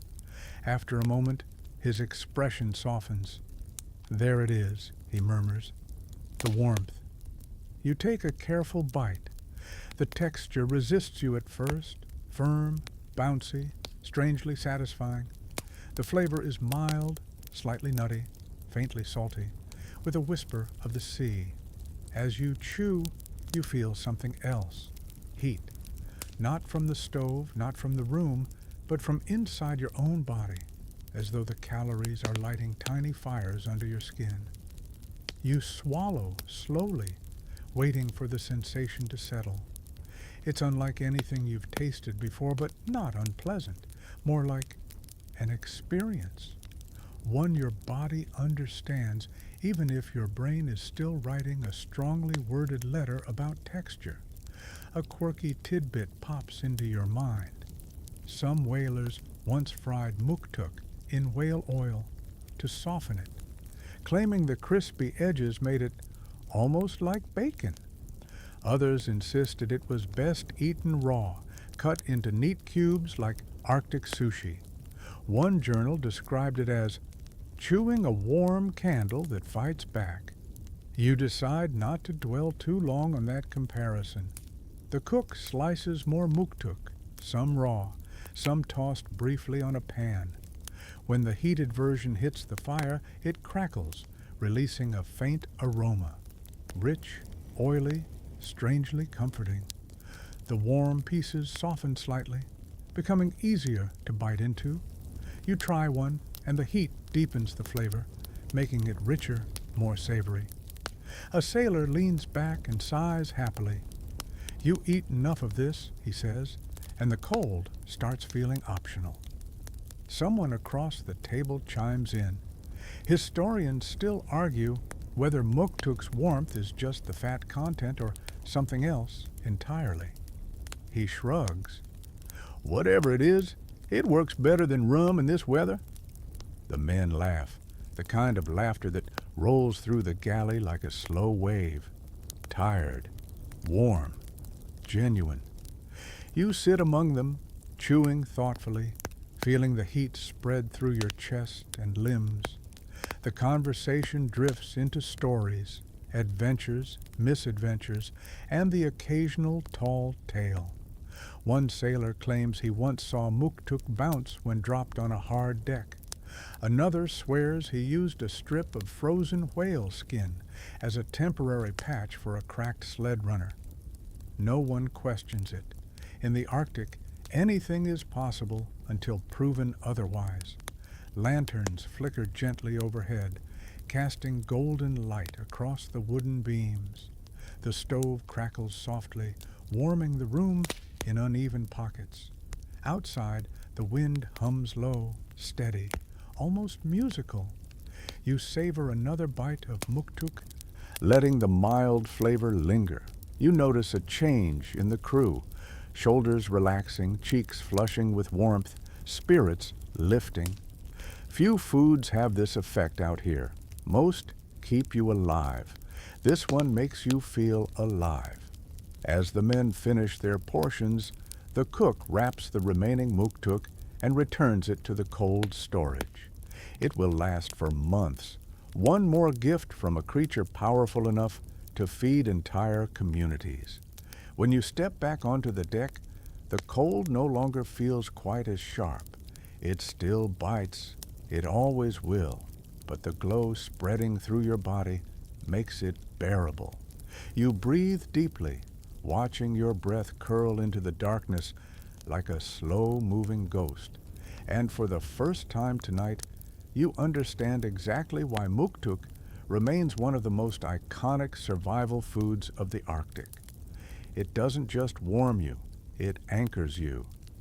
You linger on the deck for a moment longer, letting that lingering muktuk warmth settle into your bones like a stubborn guest refusing to leave. The wind hums low, brushing past your ears in a way that feels almost gentle. Maybe not gentle, maybe just less rude. Still, you appreciate the effort. Below your feet, the ice groans softly, never a comforting sound, but by now you've learned it's just the Arctic, adjusting its posture. A sailor taps your shoulder, motioning for you to follow. Cook wants an extra pair of hands, he says, though his tone suggests he means someone to laugh with when the water refreezes again. You trail him into the galley, where warm lamplight flickers against the walls and the air carries the rich scent of whale oil and lingering berry steam. The cook is hunched over something unusual, an enclosure made of ice blocks arranged like a miniature fortress around his prep area. It looks oddly artistic, almost whimsical, like someone built a tiny icy coliseum just to see if it could be done. One lantern burns behind the wall, casting soft light through the translucent blocks. "Welcome," the cook says dramatically, "to the Arctic kitchen." He gestures to the ice brick structure, keeps the wind off the flame, helps keep the heat in. He pauses, then grins. Doesn't stop the water from freezing before I blink, though. You lean closer to inspect the setup. This is an ice oven of sorts, a makeshift cooking station carved from the very environment that's trying so hard to freeze you solid. A mainstream historical fact slips into your mind. Explorers and whalers often built snow or ice shelters around fires to control airflow and conserve heat. In some cases, the walls became so polished by warmth and smoke that they developed a sheen like frosted glass. The cook dips a ladle into a bucket of water. Well, water is generous. It's half ice crystals, half slush. A beverage with trust issues. He pours some into a pot and sets it over the flame. The moment the heat hits the metal, frost melts in a shimmering ripple, turning the surface liquid for 2 seconds. Then a cold gust slides in under the door, curling around your ankles and brushing the pot. Immediately, ice filigrees bloom along the edges again. The cook swears softly. I turn my back, and it's a snow globe. One sailor snorts. That pot freezes faster than our emotions. That's joke number 1 for this section, and honestly, it's painfully accurate. You help by shielding the pot with your coat while the cook stirs. The galley grows thick with steam, cloudy, fragrant, and fleeting. The moment the lid is lifted, The steam is sucked away like the Arctic is inhaling it, just to be dramatic. Next, the cook pulls out a small stack of ship biscuits, dense, dry, rock-hard squares that have absolutely no right to call themselves food. He cracks one against the table edge to soften it. It doesn't soften. It chips the table. You stare at him. He shrugs. Snow makes him edible. He dunks it into the pot, where it floats for a moment, confused. You glance at the ice oven again. Now that you're paying attention, you notice how carefully it's arranged. Blocks angled to reflect heat inward, a small vent cut near the base to direct airflow toward the flame. Ingenious, really. A quirky tidbit nudges your thoughts. Some Arctic cooks carved intricate channels in snow to direct warm air beneath their pots, creating primitive convection ovens. Others shaped their stoves from blocks of ice because snow tended to melt too quickly when placed near fire. You imagine a Michelin inspector wandering in here, blinking at the setup and giving a polite but terrified thumbs up. The cook adds a handful of fish scraps to the pot, shavings from earlier meals, little translucent curls that melt the moment they hit the heat. "Can't waste anything," he mutters. "Everything tastes better in stew." Or at least you don't notice what you're eating. He lifts the lid to check progress, and once again, frost creeps across the rim. Historians still argue whether winter meals got better or worse as the season went on, he says, scraping crystallized ice from the pot's edge. But I'll tell you, anything warm tastes like luxury after a month in the dark. While the stew simmers, a crewman kneels by the ice oven, smoothing a crack that's formed along one block. "Oven's sweating," he says. "Means the flame's good." You run a finger along the wall. It's slick, slightly melty, then instantly refreezes when your hand moves away. The cycle continues endlessly. Ice melts, freezes, melts again. A strange heartbeat between fire and frost. Suddenly, a sailor rushes in. "Need boiling water," he pants, holding a wooden bucket. "Tools, frozen solid." You look into the bucket. Inside is a tangle of iron, all rimed with frost and stiff with cold, like someone dipped a toolbox into liquid nitrogen. The cook ladles hot water from the pot into the bucket. Almost immediately, the surface develops a thin crust of ice again. The sailor lifts it and runs. You blink. "Didn't that just—" "Yep," the cook sighs. "Won't stay hot long, but just enough to work metal loose." He stirs the pot again, then flicks a bit of stew at the ice wall. It freezes mid-drip, forming what looks like an abstract art piece. See? Arctic decor. As the stew nears readiness, another sailor sets a pan over the flame, placing thin slices of muktuk on it to crisp. He leans close, waiting for the sizzle, but instead the fat stiffens slightly as the temperature dips. He groans. Sometimes this place just says no. You laugh softly as he tries again, shielding the area with his coat until the pan warms enough for the edges to finally toast. The moment it happens, he grins triumphantly. Victory! You help scoop stew into bowls, hot, thick, steaming, just enough to lift the scent of fish and biscuit into the room. The crew gathers quickly, grateful, clutching the bowls with both hands. You sit, inhaling the aroma, savoring the warmth radiating through your mittens. You blow on the stew and take a sip. It tastes simple but rich. Fish softened into broth, biscuit thickening it, the faintest salty aroma of whale fat giving it body. Comfort in a bowl, despite the cold snapping insolently at your ankles. As the men eat, they talk about cooking disasters, pots that froze mid-boil, meals ruined by sudden gusts of snow sweeping through a half-open door, and once a guy who tried to bake bread in an ice oven only to find his dough frozen solid in 10 minutes. Hardest bread known to man, someone laughs. Could have used it as a hammer. Slowly, the room warms with steam, voices, shared food. Outside, the Arctic presses close, cold, dark, vast, and indifferent. But here, within walls built of ice and willpower, a small pocket of warmth persists. You gather your bowl close, feeling its heat seep through your gloves, warming your palms, your wrists, your chest.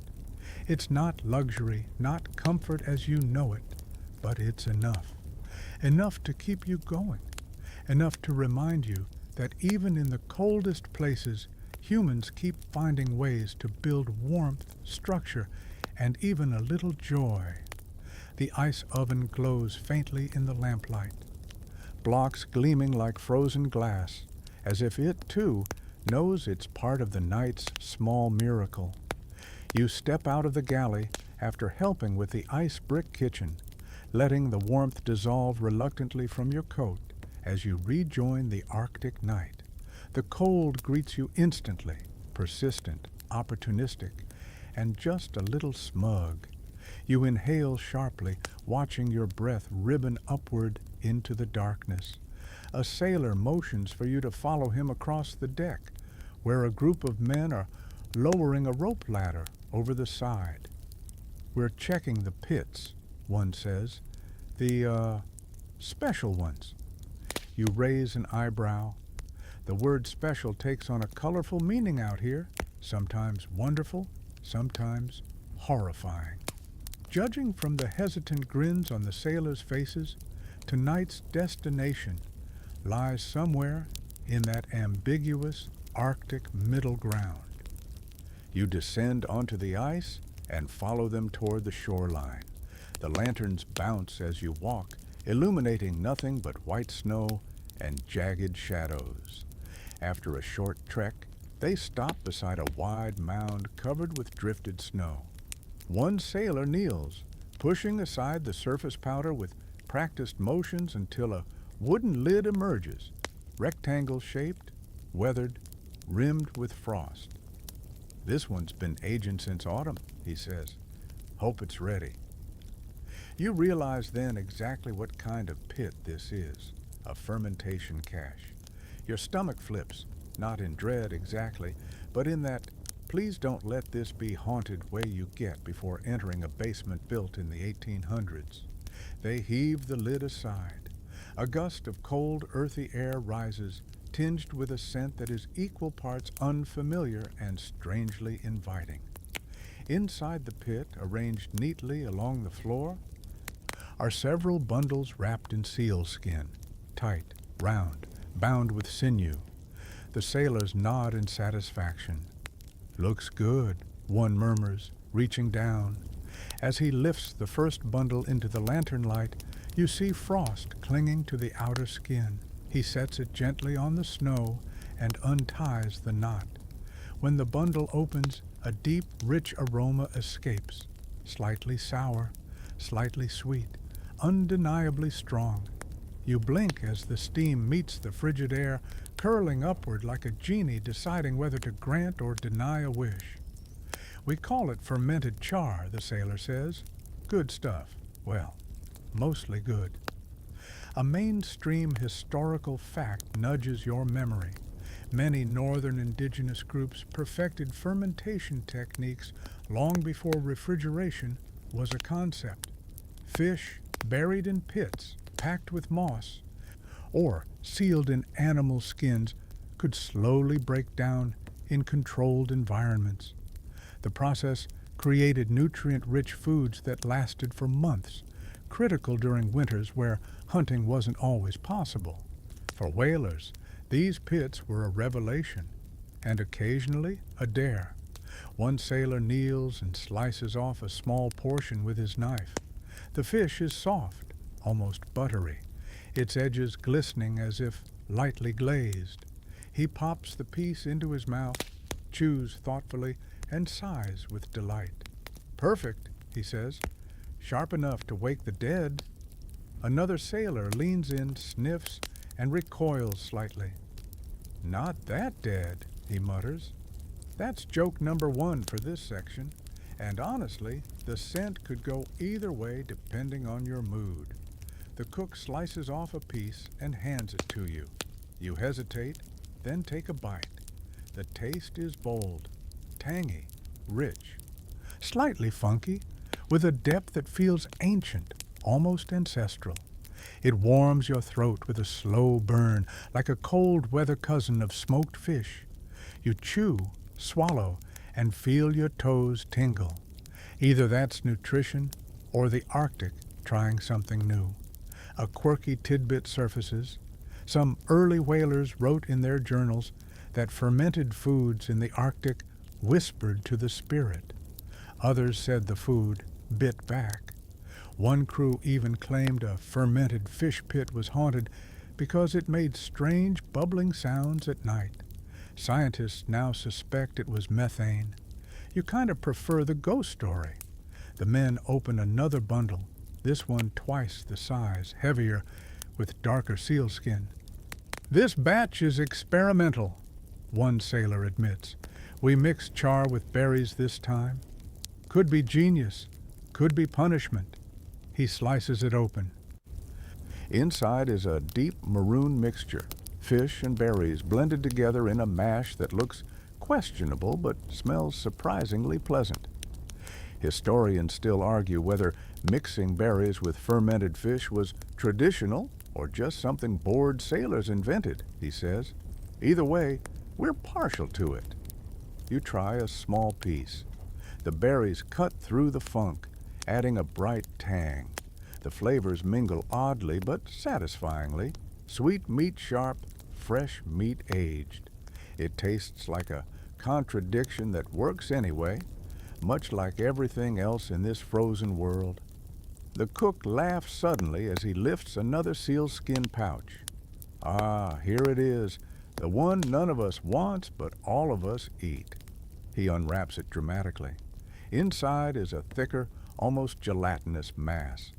Fermented seal fat, he says. Good for health, terrible for nose. You inhale deeply. Mistake. You blink tears from your eyes. The sailor beside you thumps your shoulder. First time's always an adventure. Then, without warning, he pops a bit into his mouth and shrugs. Not so bad when you're starving. You hand the lump back politely. That's a tomorrow you problem. The men continue opening pits, assessing maturity, sorting bundles. Some foods stay buried longer, deep into the next year even, while others are ready now, soft from months of slow transformation. The Arctic cold doesn't stop fermentation, it merely slows it, turning months into slow, careful alchemy. As the crew loads some of the pouches into sacks for transport back to the ship, the cook pauses and runs his glove along the rim of the pit. His voice is soft, thoughtful. These pits, they keep us going. Best pantry in the world. Makes you feel like the land itself's feeding you. You nod. It's true. Unlike the cramped ship, unlike the rigid winter sky, these pits feel alive, working, changing, offering. When you all return aboard, the cook stores the new additions in a corner of the galley.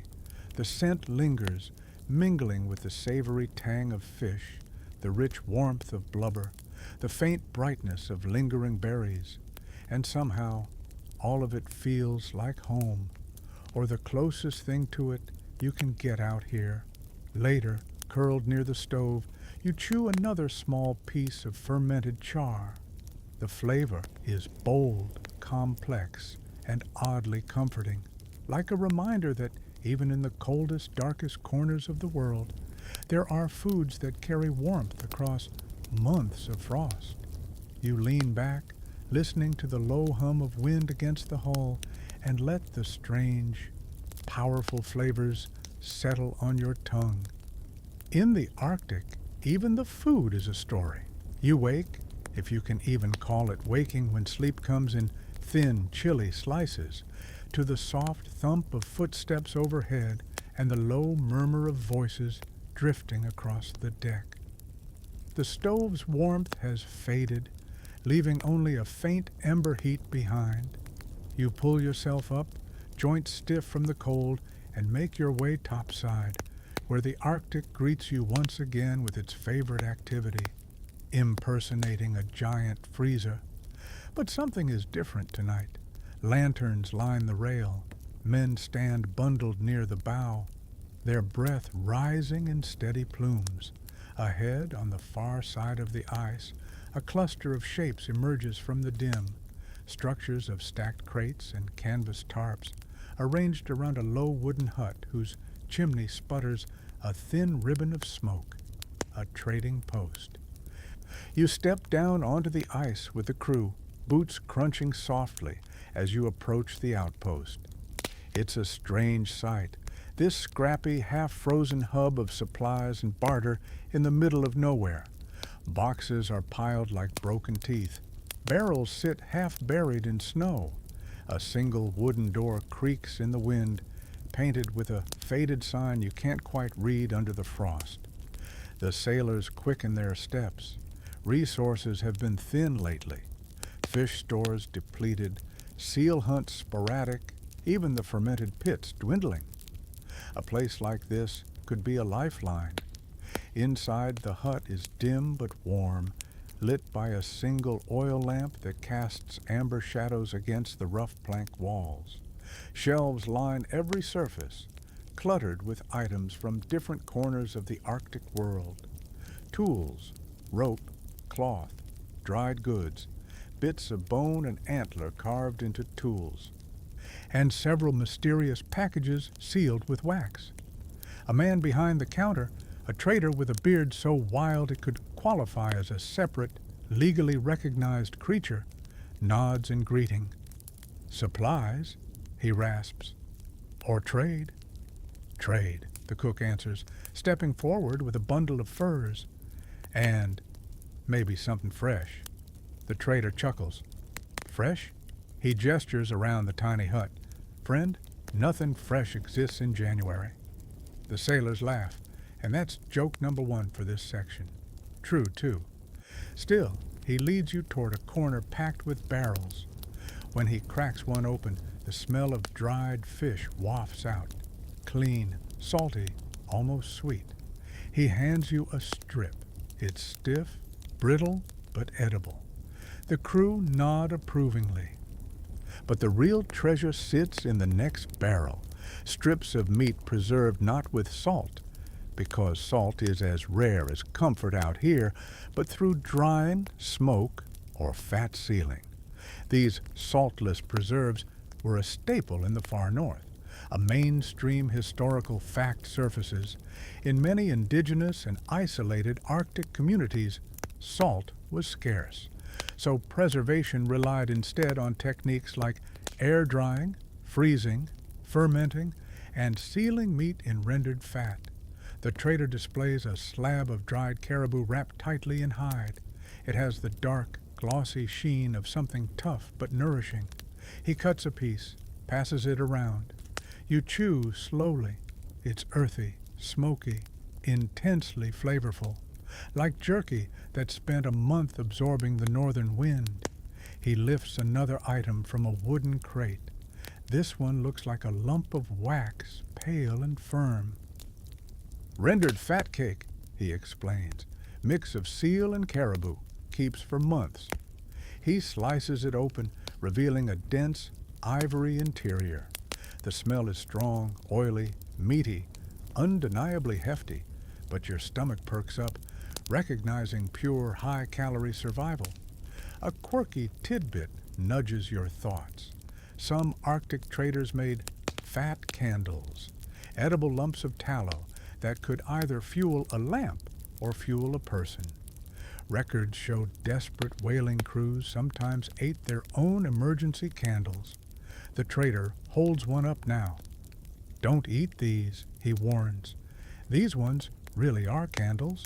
You believe him?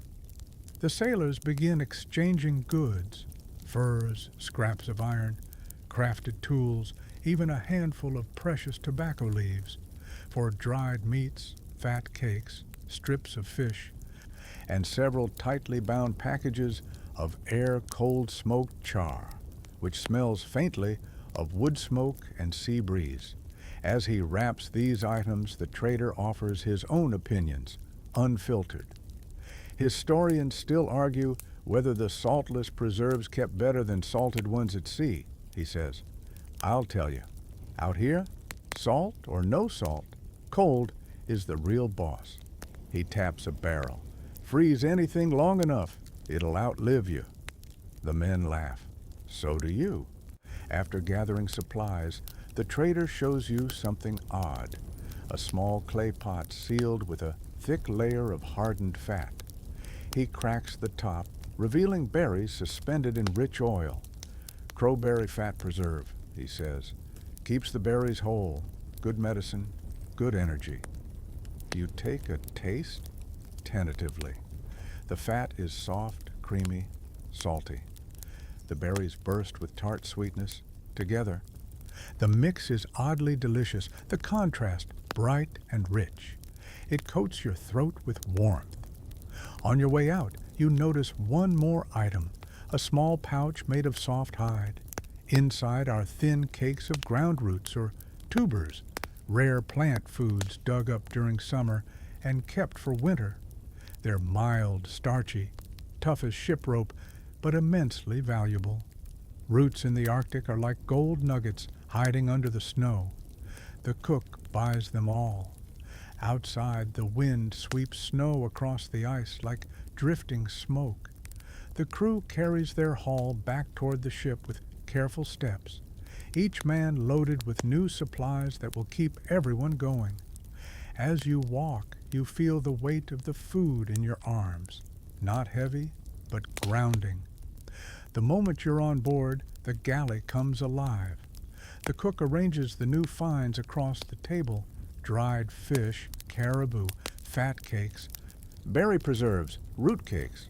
It looks almost like bounty, rich, varied, colorful even. He begins slicing the dried caribou, adding pieces to a pot with hot water. Slowly, the meat softens, releasing a deep, smoky aroma. He crumbles in a root cake, adding starch, and a few fish strips. He finishes with a spoonful of berry oil mixture. The stew bubbles thickly, layers of flavor mingling like stories shared on cold nights. You take your portion and sit beside the stove. The first spoonful lands softly on your tongue, all flavors merging: smoke, sweetness, earth, warmth.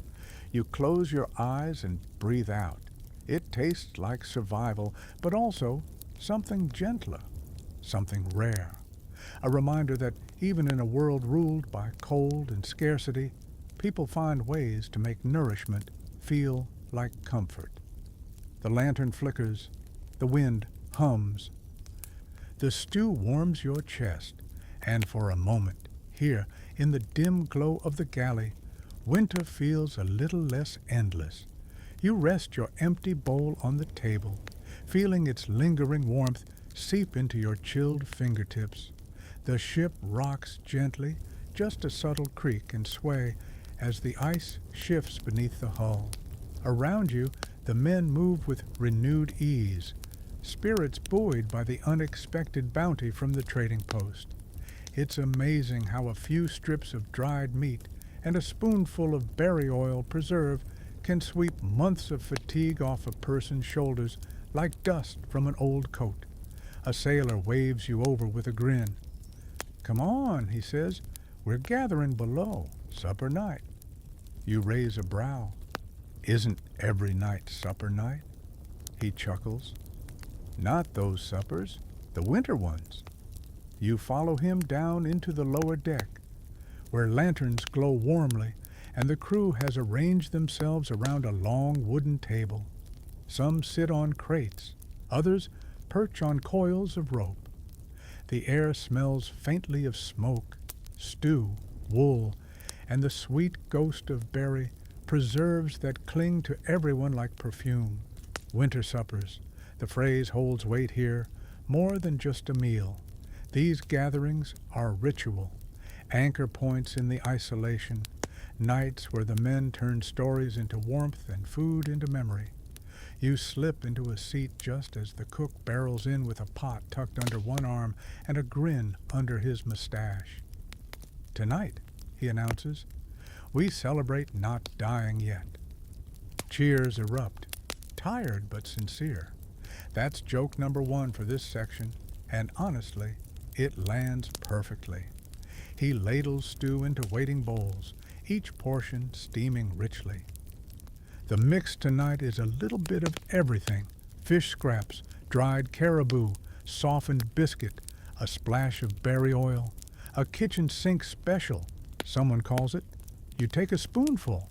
It tastes like the Arctic itself, sharp, rich, smoky, warm, and unexpectedly comforting. As the crew eats, the room fills with chatter, not the grumbling routine of survival, but genuine storytelling. A sailor with a scar across his cheek slaps his knee. Remember the time Larson tried to make pancakes with whale oil? Groans roll through the room. The stove caught fire, someone mutters. Another deadpans, flapjacks of doom. Laughter bursts out like sparks from the stove. A mainstream historical fact comes to mind. Wintering whalers relied heavily on routine gatherings, singing, storytelling, communal meals to stave off depression during long months of darkness. Officers kept logs about morale as diligently as they tracked rations. Without these rituals, monotony could turn mutiny fast. You take another sip of stew and settle in as the stories continue. One man stands dramatically, arms outstretched. "Picture this," he says. "We're stuck in the ice off Baffin Bay. It's colder than honesty." And suddenly, crunch, the ship lurches. The room leans in. He pauses. Turns out Jensen fell asleep on the deck and froze to the boards. We had to chisel him free. Everyone roars, including Jensen, who raises his bowl. "Warmest nap of my life," he declares proudly. You shake your head, smiling at the ridiculous resilience of this crew. A quirky tidbit surfaces. Some whaling logs mention crews carving little figurines from whalebone or walrus ivory during winter nights, trading them among themselves, even creating small competitions. Sure enough, a sailor at the far end pulls a carved miniature whale from his pocket and places it on the table. It's crude but charming, with tiny ridges etched along the back. "Made this one last winter," he says. "Thought I'd bring it for luck." Another sailor plucks it up and inspects it. "Looks like my mother-in-law," he says. The table erupts in laughter, loud and bright. But these meals weren't just humor. They were rituals, anchored in superstition as much as necessity. A sailor across from you taps the table twice before taking each bite. Another insists on sitting in the same spot every meal. Someone else refuses to whistle during supper because he swears it invites storms. Historians still argue whether these rituals were practical or just ways of keeping sane. One sailor says thoughtfully, stirring his bowl, "Me? I think a little superstition never hurt anyone." You nod. Out here, where light vanishes for months and the sea can crush a hull without warning, comfort lives in small habits.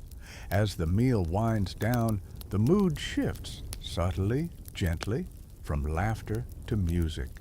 A thin, battered fiddle emerges from a crate. Its strings look older than the cook's apron, but the sailor holding it cradles it carefully, reverently. He tucks it beneath his chin, plucks a few notes, and adjusts the pegs until the sour twang softens into harmony. Then the tune begins, slow, melodic, melancholy, but warm, like a lullaby hummed by the Arctic itself. The men quiet instantly, bowls settle, shoulders sink. The notes drift through the low-ceilinged room, weaving between lantern beams and coils of salted rope. You hear the wind outside, brushing faintly against the hull, a natural percussion. The song rises, then falls. Some sailors hum along, others close their eyes, letting memories wash over them like distant waves. Homes far away, loved ones waiting, warmer nights under softer skies. You feel it too, that tug of nostalgia, the ache of longing mixed with the comfort of being together in this moment. One sailor taps his toe softly, another drums his fingers against his bowl. Someone murmurs the words of an old wailing ballad. Sing of the ice and the driving snow. Sing of the stars where no sun will glow. You don't know the rest, but you feel the meaning anyway. When the fiddle falls silent, no one speaks for several breaths. It's not sadness that fills the space, it's reverence, respect for survival, for each other, for the cold that binds them together.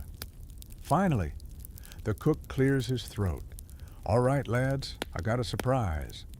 He reaches into a sack and pulls out a small pouch.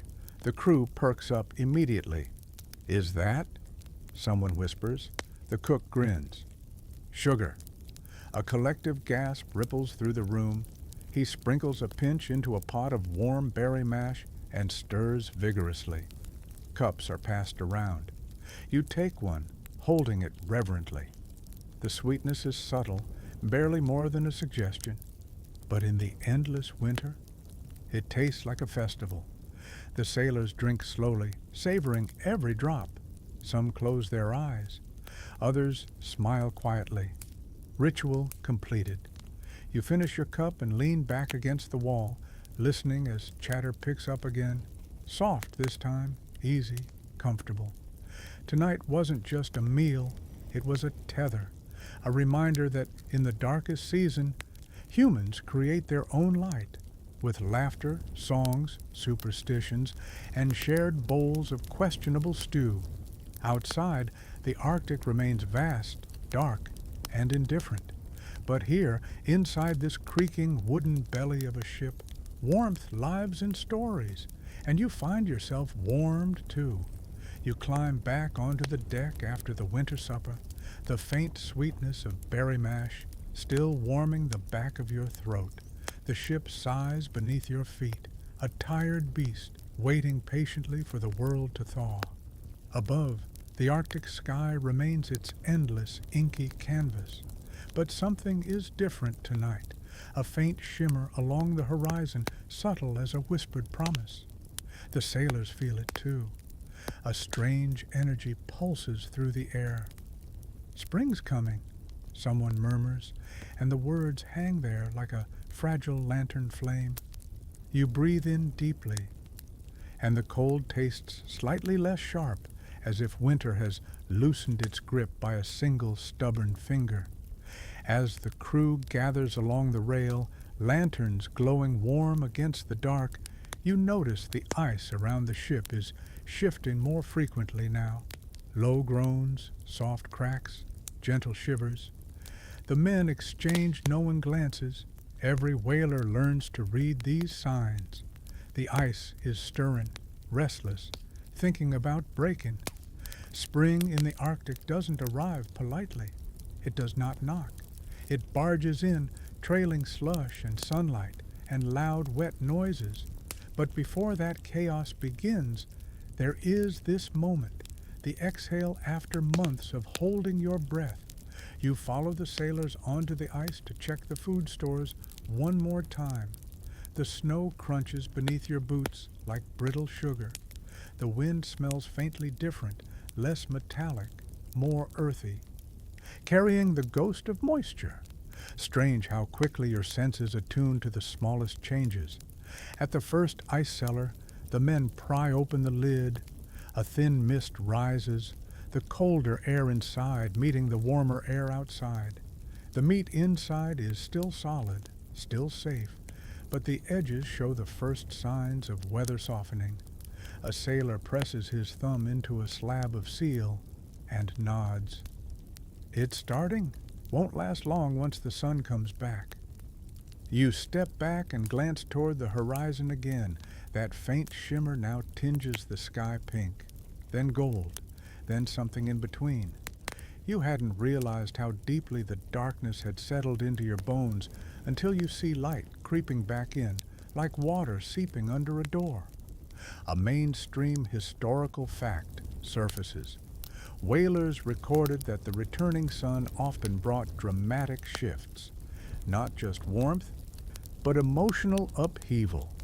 Some men wept, others sang, some simply stared, stunned by the sight of shadows returning after months without them. You find yourself staring too.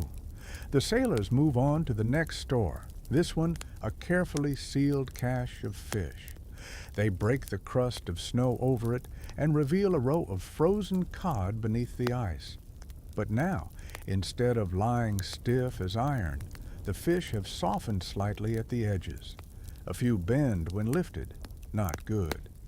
Gotta eat these soon, a sailor says, tossing one into a sack, or they'll go bad before they go useful. That's joke number one of this section. Dark humor, Arctic style. The men gather handfuls of semi-thawed fish, seal meat, and even the last of the preserved greens. Everything will be cooked quickly over the next few days, transformed into stews and broths before spoilage takes hold. Survival in the Arctic meant planning for the freeze, but also planning for the thaw. You pass the berry pit next. The stone cover lifts easily now, the frost melting around the rim. The berries inside glisten with tiny droplets, thawing slowly, their skin slightly wrinkled but still bursting with that wild summer tang. A sailor pops one into his mouth, smiles and says, "Still good, still sunshine." He offers you one. You taste it, sweet, sharp, nostalgic, like the Arctic's way of saying, "Don't forget me when the light returns." A quirky tidbit stirs in your mind.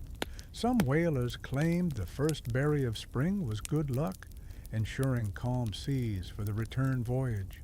Others swore it kept frostbite away, though that might have been wishful thinking more than science. You help refill the berry cache just enough to keep scavengers away, though soon the whole pit will thaw, and the berries will either be eaten or surrendered to the ground. Ephemeral food for an ephemeral season. Back aboard, the crew gathers for a breakfast of thawing fish and the last of the dried biscuit. It's messy, fish slipping as it thaws unevenly on the pan, biscuit softening into mush the moment liquid touches it. But spirits are high. You sit among them, savoring the odd combination of warm flavors and cold air. "Feels like waking up," one sailor murmurs. Another nods, "like your blood remembers what it's supposed to do." A third adds, "Historians still argue whether spring was the best or worst time out here." He shrugs. "Me? I think it's both." After the meal, the men head topside again. The faint light on the horizon is growing, spreading across the ice like watercolor bleeding slowly into paper. Shapes once hidden emerge from the dark. Distant ridges, the outline of a far-off glacier, even the subtle rise and fall of the sea beneath the ice. Cracks appear, thin at first, like delicate spiderweb fractures, then wider ones. The ship groans as the ice shifts, loosening its hold. Water glistens between plates of frozen white, dark and deep, and impossibly inviting after months trapped in a silent world.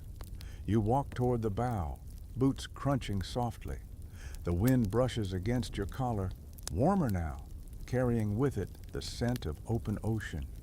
This is the moment whalers looked forward to all winter. The promise of mobility, of food they didn't have to chip from a pit, of sun on their faces instead of lantern light on their cheeks. The season of celebration. One sailor raises a mug of warm liquid, a makeshift toast. To spring, he says loudly, to thawed toes, thawed spirits, thawed everything. Another shouts, to tomorrow's meals not being previously frozen. Laughter ripples across the deck. You join in, heart light. Below, the ice cracks again, louder this time, echoing across the floe like a giant stretching after a long sleep. The ship shifts, moves, breathes, and slowly, quietly, beautifully, spring arrives. The light on the horizon softens into something warm and hazy, spreading across the ice in long, gentle strokes. You let yourself breathe a little deeper now, the air no longer biting, but brushing past with the kind of softness that follows a long-held sigh. The crew around you grows quieter as the glow expands, each man seeming to settle into the stillness, as if their bones recognize the change before their minds do. You lean your elbows against the rail, watching the first meltwater glisten like tiny mirrors scattered across the surface. The sounds of the Arctic shift, too, where groans and cracks once dominated the night. There is now a rhythmic drip, drip, drip. It's steady, almost musical, a reminder that even the coldest worlds find their way back to motion. Your breaths slow, your shoulders soften, the lanterns flicker less fiercely now, their light mingling with the returning sky. The ship beneath you feels calm, rooted, steady, almost cradling you in its embrace as the ice loosens its grip. You imagine the months ahead, calmer seas, warmer meals, brighter days, stretching longer and longer. But none of that presses urgently now. You let the thought drift, slow and unhurried, like a small boat on a gentle current. As the faint warmth touches your cheek, you feel yourself growing heavier, in the nicest way, like a blanket settling over your body. The wind no longer whispers warnings. It hums like a lullaby. The Arctic itself seems to dim the lights for you, softening every edge, every sound. Let your eyelids linger at half-mast. Let your breath match the slow rhythm of melting ice. Let your thoughts settle like snowflakes finding their rest. And when you're ready, let sleep take you gently.